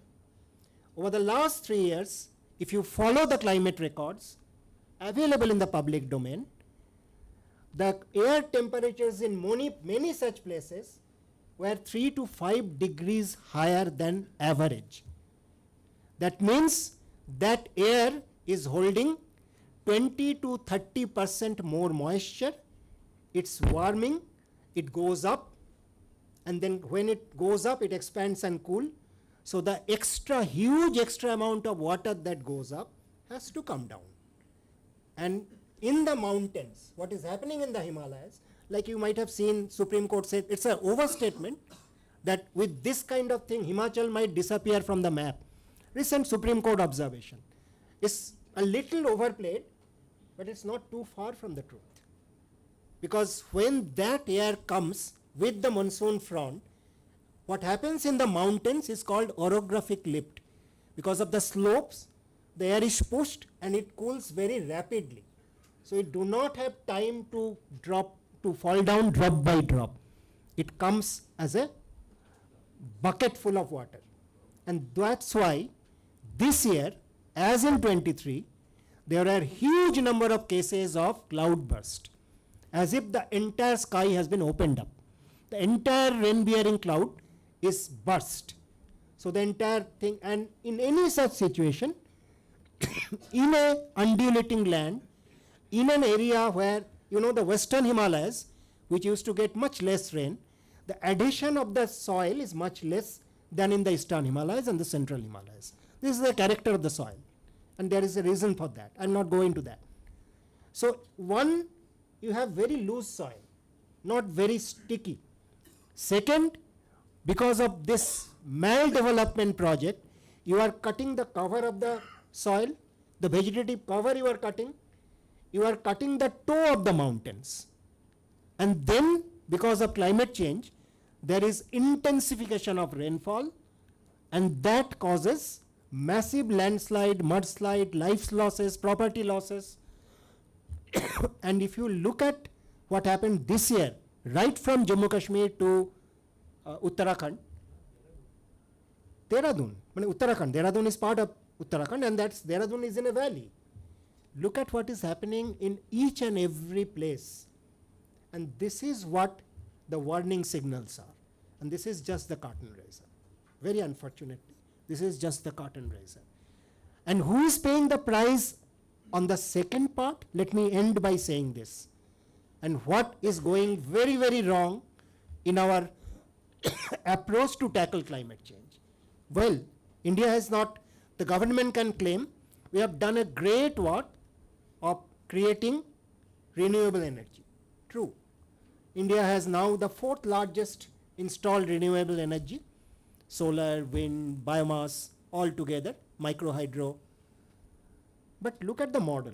Again, I have done studies starting from 2015-16 in Rajasthan, in Jaisalmer, in Falodi area, in Bikaner, 5,000 acres of the Thar desert. And Thar, again, as I said, is not a desert like Sahara or Namib or Kalahari. Thar has lot of villages. Thar has very scrubby vegetation.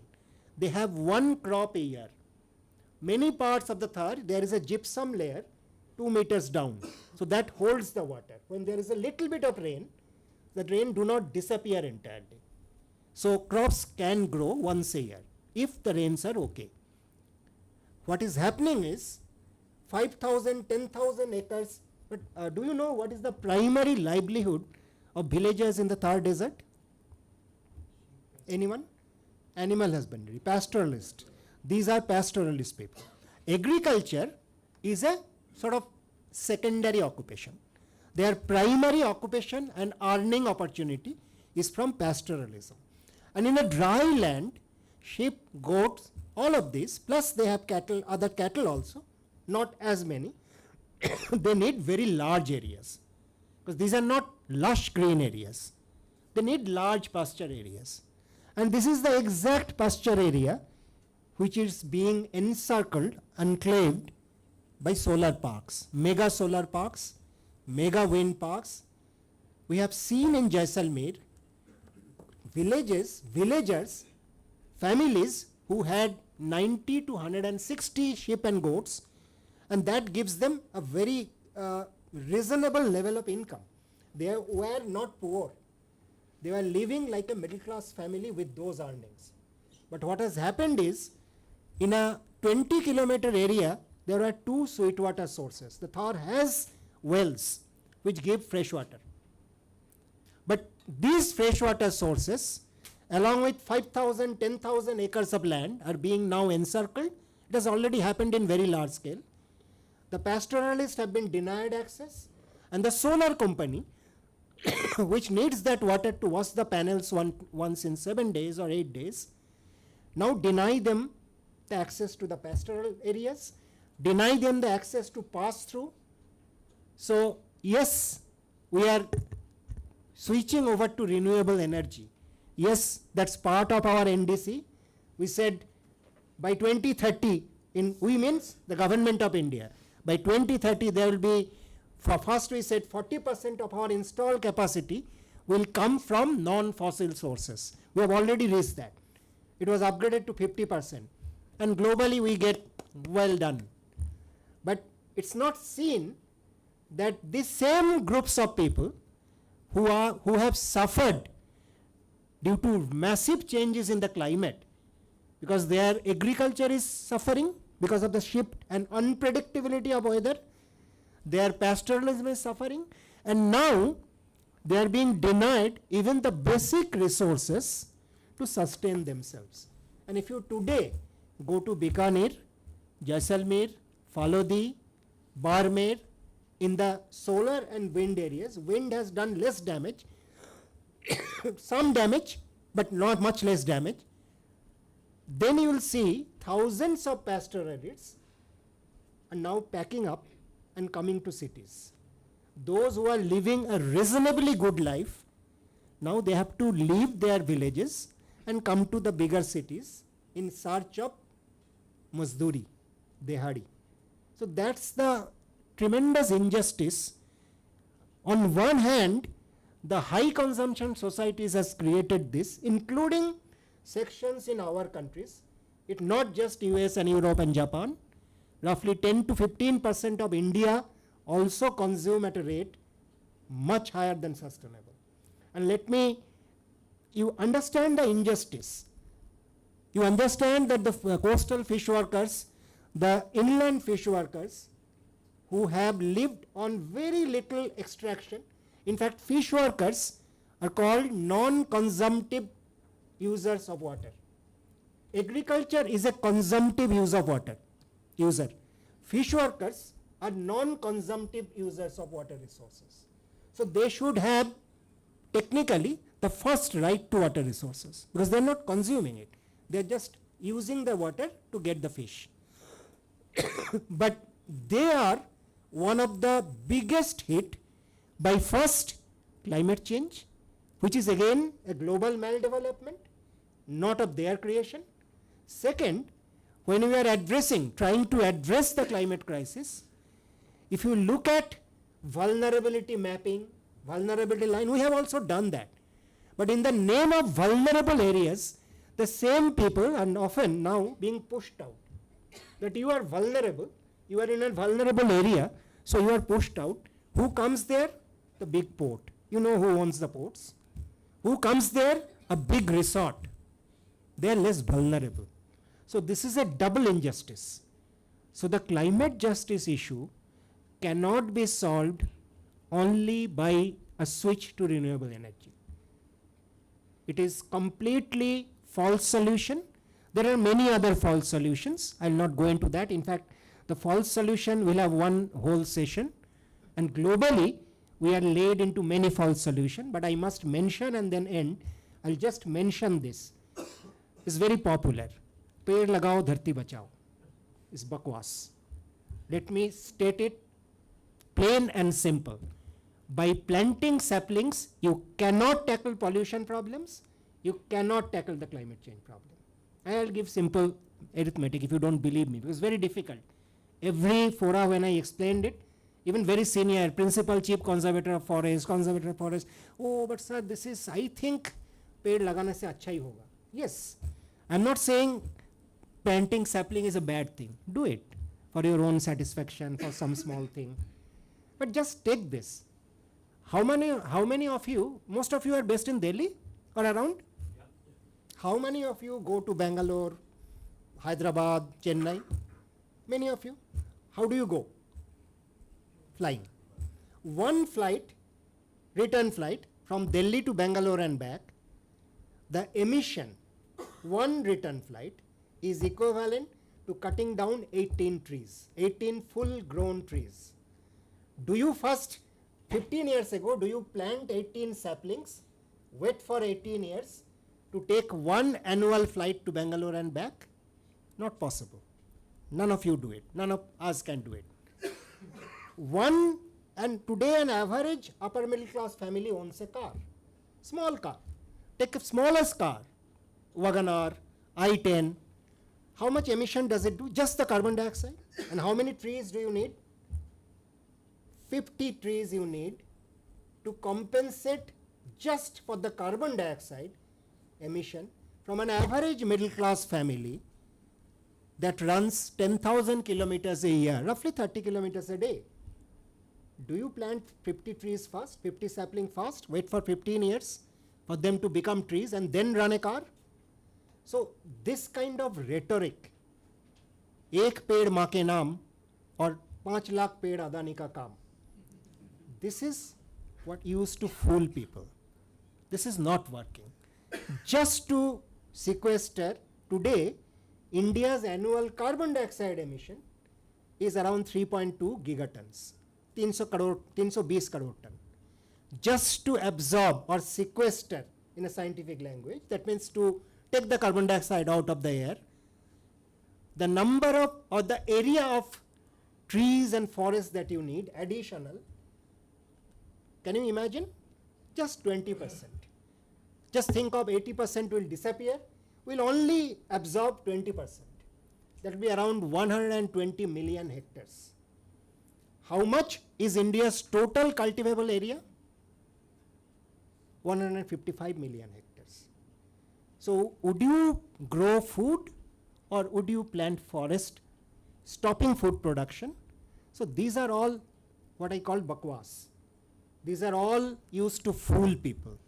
These are all used to divert attention from the real actions that is needed of stopping fossil fuels, growing into real, just, controlled solutions, because the solar and wind could have been done in a very different way, and those are very clearly explained, but we will not do it because those voices don't matter to our governance.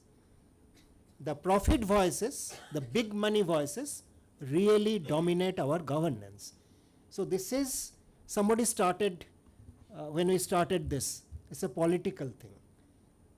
Till 1972, the whole ecological challenges, including the climate crisis, was thought of before 72, just before, as an environmental problem, as a global environmental challenge.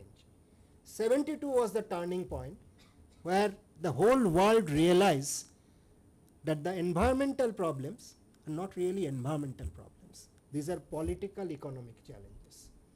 And unless you address this in global political and economic sense, you cannot tackle these problems. And that's why 20 more years it took to come down to the UNFCCC, UNCBD and UNCCD. And it took another 10 years for them to start minimal action unfortunate, but that's how the global community of nations work. It takes long time. But unfortunately again, now at this situation, particularly for the people at the bottom, the kind of 40-50 crores people I said, plus people are always, because of climate change impact, large segments are becoming poorer. Like I said, if you lose 25 days out of your 190-day working days, you become lower middle class from a middle class life. If you have seen a coastal fish workers in an undisturbed sea, they earn quite well.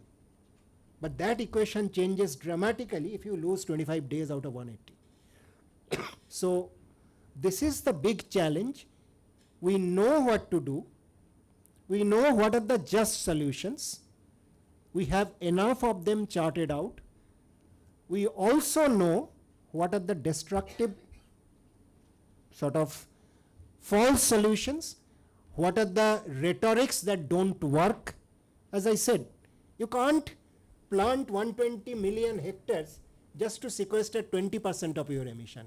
And our emission is growing. In the next 20 years, it will grow almost more than double, quite more than 6. Now it is 3.1, 3.2 gigatons. So these are not going to be solutions. The solutions have to be come from the bottom and from the science. And last point, that many of our solutions might also shock us a little bit, because as I gave the example of Ladakh or example of coastal areas, many of our traditional knowledge systems will have to be reworked, because the knowledge that was gathered by people over many generations from a particular climate, weather, earth system conditions, the whole system conditions have changed and are changing. So we have to adapt to this new knowledge, and I was really pleased when His Highness Dalai Lama ji has told about this, that we have to adapt to the new knowledge. We have to adapt to the new realities. You must, if you have noticed that, it's a very something which people don't realize easily, and that's very important. So I'll end by inviting all of you that if you are even a little bit shaken up or moved, maybe you will join in the work with either communities which are in the forefront of the climate change hits, or if you are not very comfortable in going out and roughing it out, maybe raising your voice for right kind of policies against the rhetoric driven, corporate controlled, profit driven false solutions of the climate crisis. Thank you very much.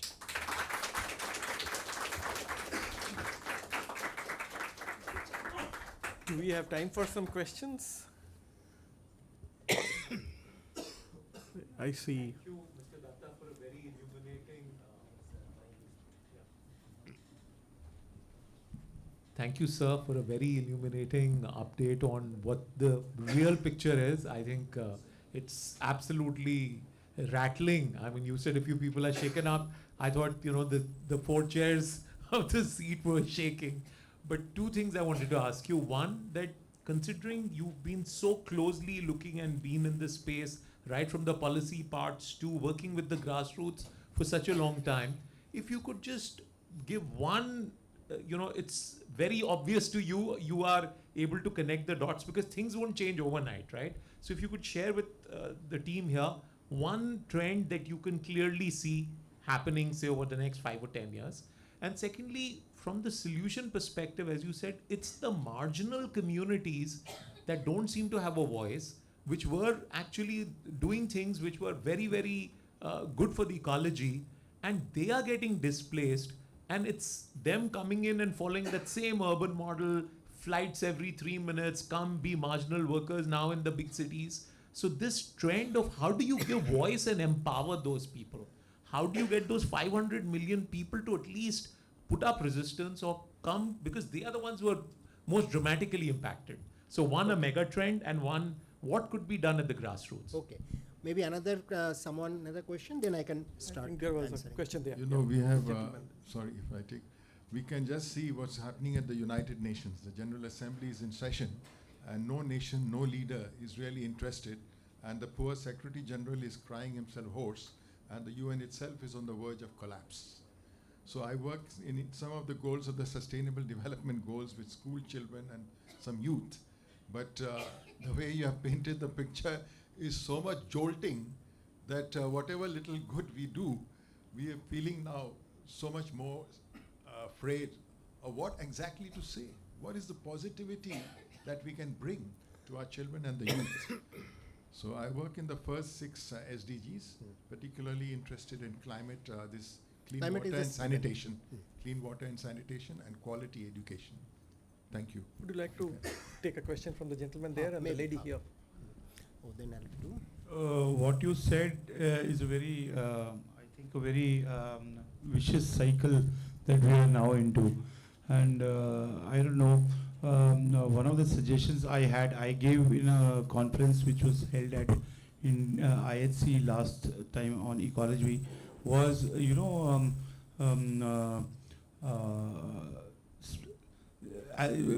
but you neutralize that already. The idea is to hire, there's the Narega workers, just from Indian point of view, not the global point of view. To hire Narega workers, let's say 1,000 to 2,000 to 5,000 Narega workers on each state, and go on a massive tree plantation drive. This what you have stated leads to there is no solution at all now. You see what you are saying, there is no solution at all. But this is a partial solution. You see from the Indian angle, not from the global angle. Just go on a massive tree plantation drive. Narega workers is one of the solution. Narega was an initiative, I think 20, 25, 30, 35 years back it was started. So massive tree plantation drive, 365 days a year, is possibly one of the partial solutions, I think. And let's say if let's say 1,000 Narega workers are doing each state, then I think, or more than that, there is some results we derive, let's say 5 years, 10 years down the line. Second is, I don't know, there's Facebook, there's so much social media. We read, I don't know if it actually is there or not. There's these seeds, these small seeds I've read on Facebook. आप उनको फेंकेंगे, when you throw them, they offshoot. So we have, it's a technological world now. The drones are there, massive planes are there. Drones are there for now warfare.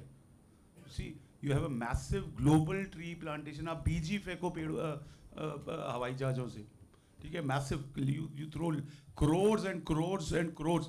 If 1% grow up, even if 1% come up, I think a partial solution will be reached to. The carbon emissions and all, I don't think there's a solution. Can I just give it to the lady here? The lady here. Yeah. Hello, sir. First of all, thank you for such an insightful discussion. My name is Dutta. I'm from Jawaharlal Nehru University, and my question is, sir, do you think that ideas like ecocide and upcoming generations, rights for future generations, would impact on the change for future international laws for climate change? Thank you, sir. Okay, let me, since the first one is about megatrends. See, there are 2 megatrends very clearly visible already. One is globally, the energy systems are really changing towards renewable, which is basically non-fossil energy sources. Sorry. Can I have a little bit warm water, please? So that's one mega trend we are seeing very clearly. That's a positive trend. In many places, this is happening with the participation of citizens. In many places, you go to Germany, like, Bonn is the headquarters of the UNFCCC, so I used to go to Bonn multiple times earlier. Of course, taking a flight, emitting huge amount of carbon. It doesn't matter. See, within India, I personally avoid taking flights. Even if I go to Chennai, Bangalore, I take a train. but that doesn't really change society. That's for me to be true to my conviction. But whatever, there is a clear trend that the energy systems and energy is very intimately connected with the climate change crisis. Because climate change is not just contributed by, as a lot of people are very happy to say, capitalism. Yes, it's capitalism, expansionist, extractive industries. But if our extraction was well within the Earth's regenerative limit, there would be no climate change problem, even with coal, oil and gas. Today we burn 8.8 billion tons of coal every year. If it was 2 billion tons, there would be no climate crisis. There will still be some pollution from coal, but climate problem will not be there. So let's be very clear. So one mega trend is moving away from fossil fuel energy resources to non-fossil energy resources. Of course, there are, I'll not go into that, internal, nuclear, etc. There are other problems. But basically solar, wind, geothermal, these are the three major sources where countries are moving. And some countries are moving quite fast. Even in India, over the last 10 years, if you look at, we have reasonably good new installation. In fact, last 2 years, globally, the total additional new energies, solar and wind, was far higher than coal, oil and gas together. So that is a mega trend. The second mega trend that is happening, and that is connected with the other, the tree and mega tree and throwing seeds, etc., and what can be done, is that there is a trend for industries which use energy. One is transportation. Transportation is responsible for 14 to 16% of global emissions. All transportation together. So transportation is a major area that needs to be tackled, and there is a significant change happening in several countries. In India it got slowed down, but it's happening. So that's, you can call a mega trend. And we have seen the energy transitions have happened in history, generally in a span of 80 to 85 years. So if you think of that solar revolution, quote unquote, solar, wind and renewable, started in the late 90s or maybe early 90s, then in the next 30-40 years we should be going towards the mature phase. So these two are mega trends. The third mega trend is we are still continuing to increase fossil fuels. In spite of Paris Agreement, when Paris Agreement happened, even the IFIs, the international financial institutions, and I have been also engaging very strongly with World Bank, ADB, NDB, AIIB, all the major international financial institutions, mostly on their policies. They said will not fund fossil fuel unless that country has no other option. But very deviously, they started funding fossil fuel from 2016 in an increased scale. And in the 5 years following Paris Agreement, the 60 major financial institutions in the world has pumped in $6 trillion of money into fossil fuel infrastructure. So that's a negative megatrend. So two positive megatrends, one negative megatrend. There are others, but let me not go into further details. You said what is the marginal communities? There are many marginal communities which are taking note of this. Like after Cyclone Amphan and Yash hit 2020 during the COVID and again 21, the National Fish Workers Forum in India, which is the largest unionized body of coastal small-scale artisanal fish workers, they again approached me. And we did 2 national level workshops, not only how they can improve their conditions in the coast based on knowledge, but also which are the policies in India where they can intervene, what, and from that the idea, it was being discussed, a coastal rights bill is being talked about, like the forest rights bill, because they should not be doubly impacted and they should have rights as well as entitlements. So things are moving at large scale. Similarly with the, and I can give examples of international work like that also, like the National Hawkers Federation. When I started working with them in 2018, building up their understanding, it's not only that they understood because they are facing it every summer and every monsoon. The extreme heat and the urban flooding, and heat do not only hit their health. If you know, most of the hawkers in India, a very large part, sell food items. And when they bring it from home, within 3 hours, they were reporting that my food that used to stay for 5-6 hours, now it's getting spoiled in 3.5 hours. So I have to throw it away. So it's their health sitting on that 50-60 degrees Celsius, and then the food gets spoiled. They have to throw it away.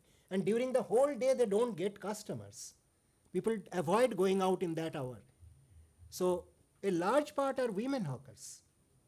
If you, like my original hometown Kolkata, if you go, a very large part women hawkers. Go to Goa, go to Maharashtra, several places. So women now have to come in the evening, leaving their families' work. So it's a multiple impact. And I'm not talking about the mental health problems that are happening because of this. That's another major area. But there are solutions. Like, let me quickly, somebody said any positives. See, as I said, there are mega trends in positives, but there are also trends globally. The same peoples, when they are collected together as large collectives, they have successfully negotiated with different international bodies. Like one of the major negotiations that I played a background role, I wrote the background paper, etc., with ILO, with these workers. And now many governments, many state governments, as I said, thank you. As I said, the National Disaster Management Act do not recognize the heat wave as a disaster, notified disaster. But there is a provision in the state can notify any disaster as a notified disaster within their state. So we were doing a campaign in Madhya Pradesh. Last September 30, I addressed a large public meeting. There were other people, very senior journalists, some political people, like this, ex-administrators, very close to ruling party leaders. That was September 30, 2024. Within 1.5 months, Madhya Pradesh government announced that 2025 April 1 onward, they will notify heat waves as a notified disaster in Madhya Pradesh. So things are happening. It has happened in Tamil Nadu. It has happened with our effort. Of course, they never said that because of these people's effort, but they notified it. So now you are not just at a mercy charity of the government. If they give it, you are entitled for all the mechanisms under National Disaster Management Act 2005. That's not enough. If you die out of a disaster, only 4 lakh rupees, that's not enough. But at least there is a mechanism which automatically gets triggered if the notification is there. So there are multiple examples like that where positive things are happening at a national scale. We have engaged with the state action plans on climate change with some good results, some very disappointing results, right from 2011. When even the many state governments didn't know how to write a state action plan on climate change. Because I remember I started with Manipur. They said, sir, आप इसको conduct करो because हमें पता नहीं है कैसे लिखना है, कैसे करना है. I was this science technology department was familiar to me. So there are positive examples, but unfortunately not enough people are working on this. Most of them are working on false solutions. Like I'll come to that. No, it's good thing, but that's not, as I said, simple figures are there, arithmetic is there, which shows you cannot, Manrega and yes, Manrega you can plant trees, but where do you get the land? I didn't go for 5 million trees. Given the figures, 1 hectare of non-irrigated, non-intensively managed, not barren land, normal land. You grow a forest. You don't grow a forest, you can only grow a plantation. Every tree is a life. So it expels carbon dioxide also. The figure is 1 hectare over 1 year can sequester 5 tons. Unless it is intensively irrigated and cultivated, that kind of land. And that 5 hectares into 20% of our emission, as I said, of 320 crore tons is minimum of 120 million hectares. Where is the land? It's not a question of Manrega, just 1 minute. On non-Manrega, it's a good thing. You plant trees, local people get something. You plant fruit trees, that's even better. But planting trees to tackle climate change is denying the science, denying the basic arithmetic. So that's, I'm not saying tree planting is bad or sapling planting is bad. Do the planting, you get something out of it. Some birds will come, some fruits will be there. But there are other misconception that a tree covered area cools the earth. It's completely wrong. A tree covered area has an albedo of 0.15 to 0.16. A desert sand has an albedo of 0.35 to 0.4. These are simple science. Physics you cannot deny. Simple arithmetic you cannot deny. But please don't misunderstand me. I'm not saying planting trees is not a good thing. I think in the interest of time we have to take it bilateral. You can check the figures. I have no problem with Manrega or any other scheme being used. But the fact remains you don't have land if you don't stop food production. To your question of ecocide. See, this is a question that has been raised many times, not from today. Starting from around 2009-10, this has been globally raised. There was in the history of, like this year is going to be the COP30 in Belém. Yes. Last year it was in Azerbaijan, Baku. There was in this 30 years of history of COPs, there was only once COP, a global climate conference organized outside the UN's control. It was by global civil society supported by some Latin American and other African governments. And that was in 2010. It was in Cochabamba in Bolivia. In 2010 April. I was there since Bandana Shiva could not reach, so I was invited to speak in the main function as Asian. There was, from each continent, there was one person invited. That conference was named the World People's Conference on Climate Change and Rights of Mother Earth. So from that point onward, before that, there were a lot of these discussions by quote unquote deep ecologists, many others. But that was a global forum where a lot of this documentation, how it's going into an ecocide, what are the methods that we need to counter this, what role the global people, not only civil society, the global movements have to play. And from that point onward, there were 3-4 global forces of movement groups. One is the Global Forest Coalition. The second was Indigenous Environmental Network, IEN. It's a collective of Adivashi people, indigenous people globally. It has its roots in Canada and US, but it's a global organization. There are several others. I'm not talking about formal NGOs. NGOs are there, but I'm talking about movement groups. There was the Climate Justice Now campaign, which first gave this, we want climate justice, now you hear it every time. Na? So that was first voiced by CJN, Climate Justice Now. There was, after that, there was DCJ, Demand Climate Justice, which got fed up with less action. They wanted more emergency action, urgent action. So there are lot of global action which is trying to counter the ecocide. There is a large global group called HOME, Hands of Mother Earth, HOME, HOME. The HOME is another movement.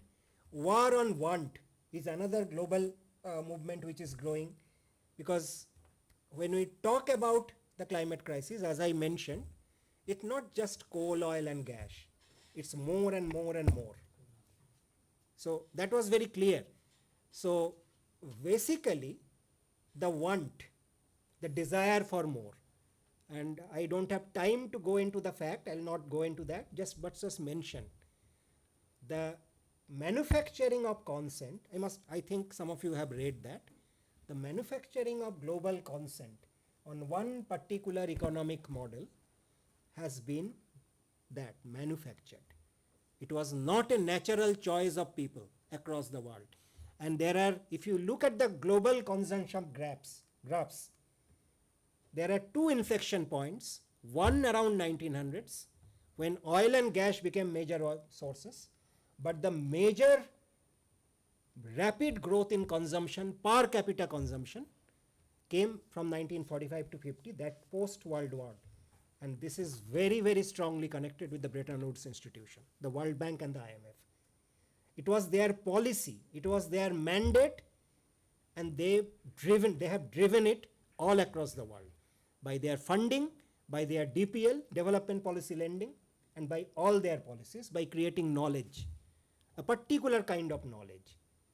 And if you are interested, there is enough document on that.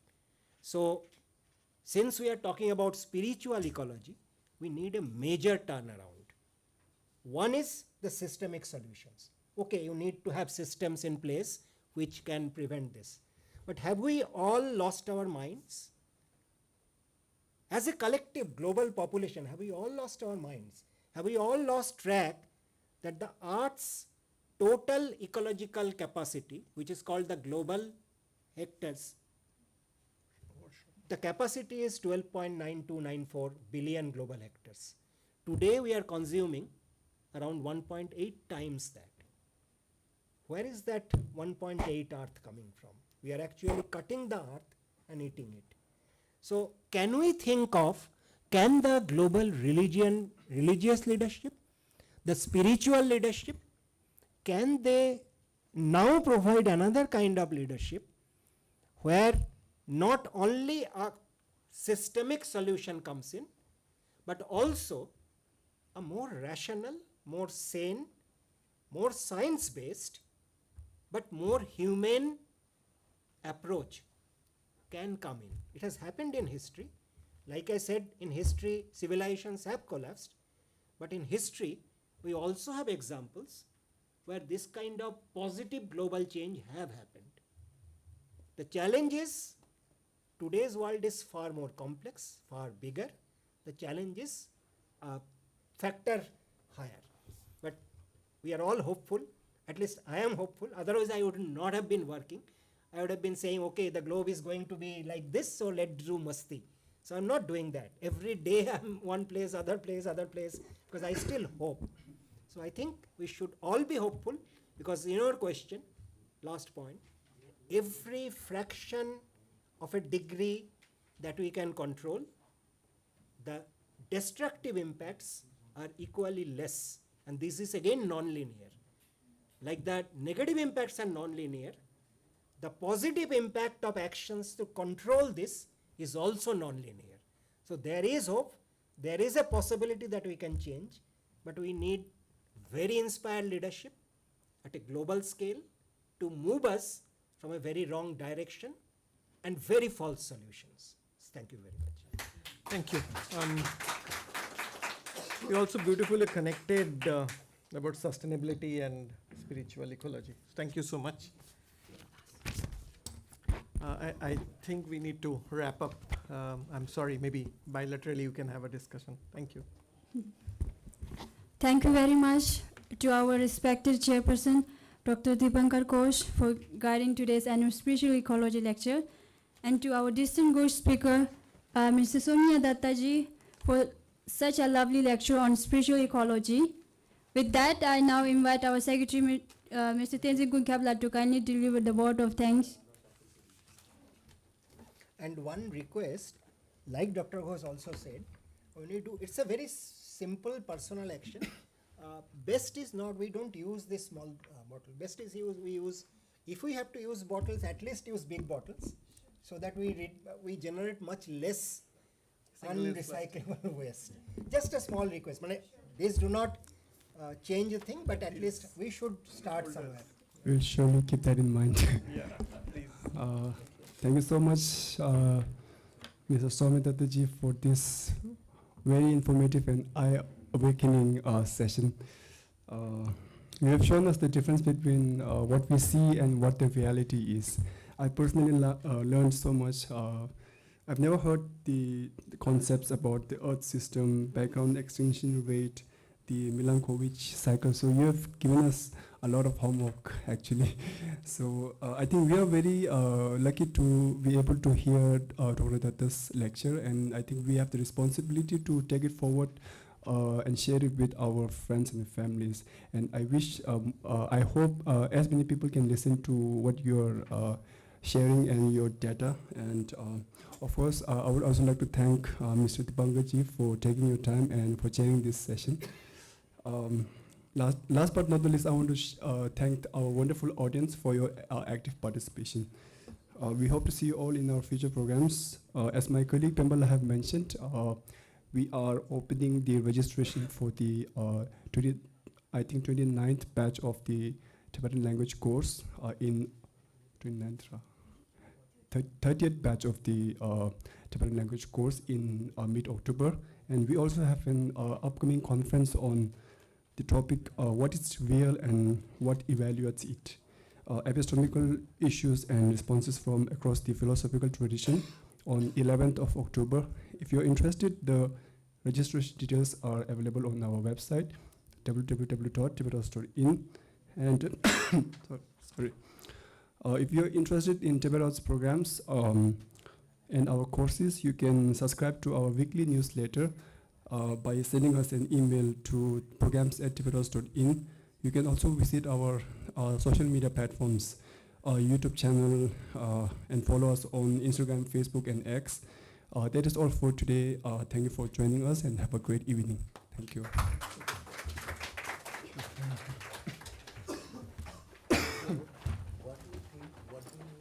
It was really nice. You really complimented him, and I love the fact that your sunny boy was named by His Holiness. What a blessing. It's a technical subject. So how old is he now? What's he doing? As of now,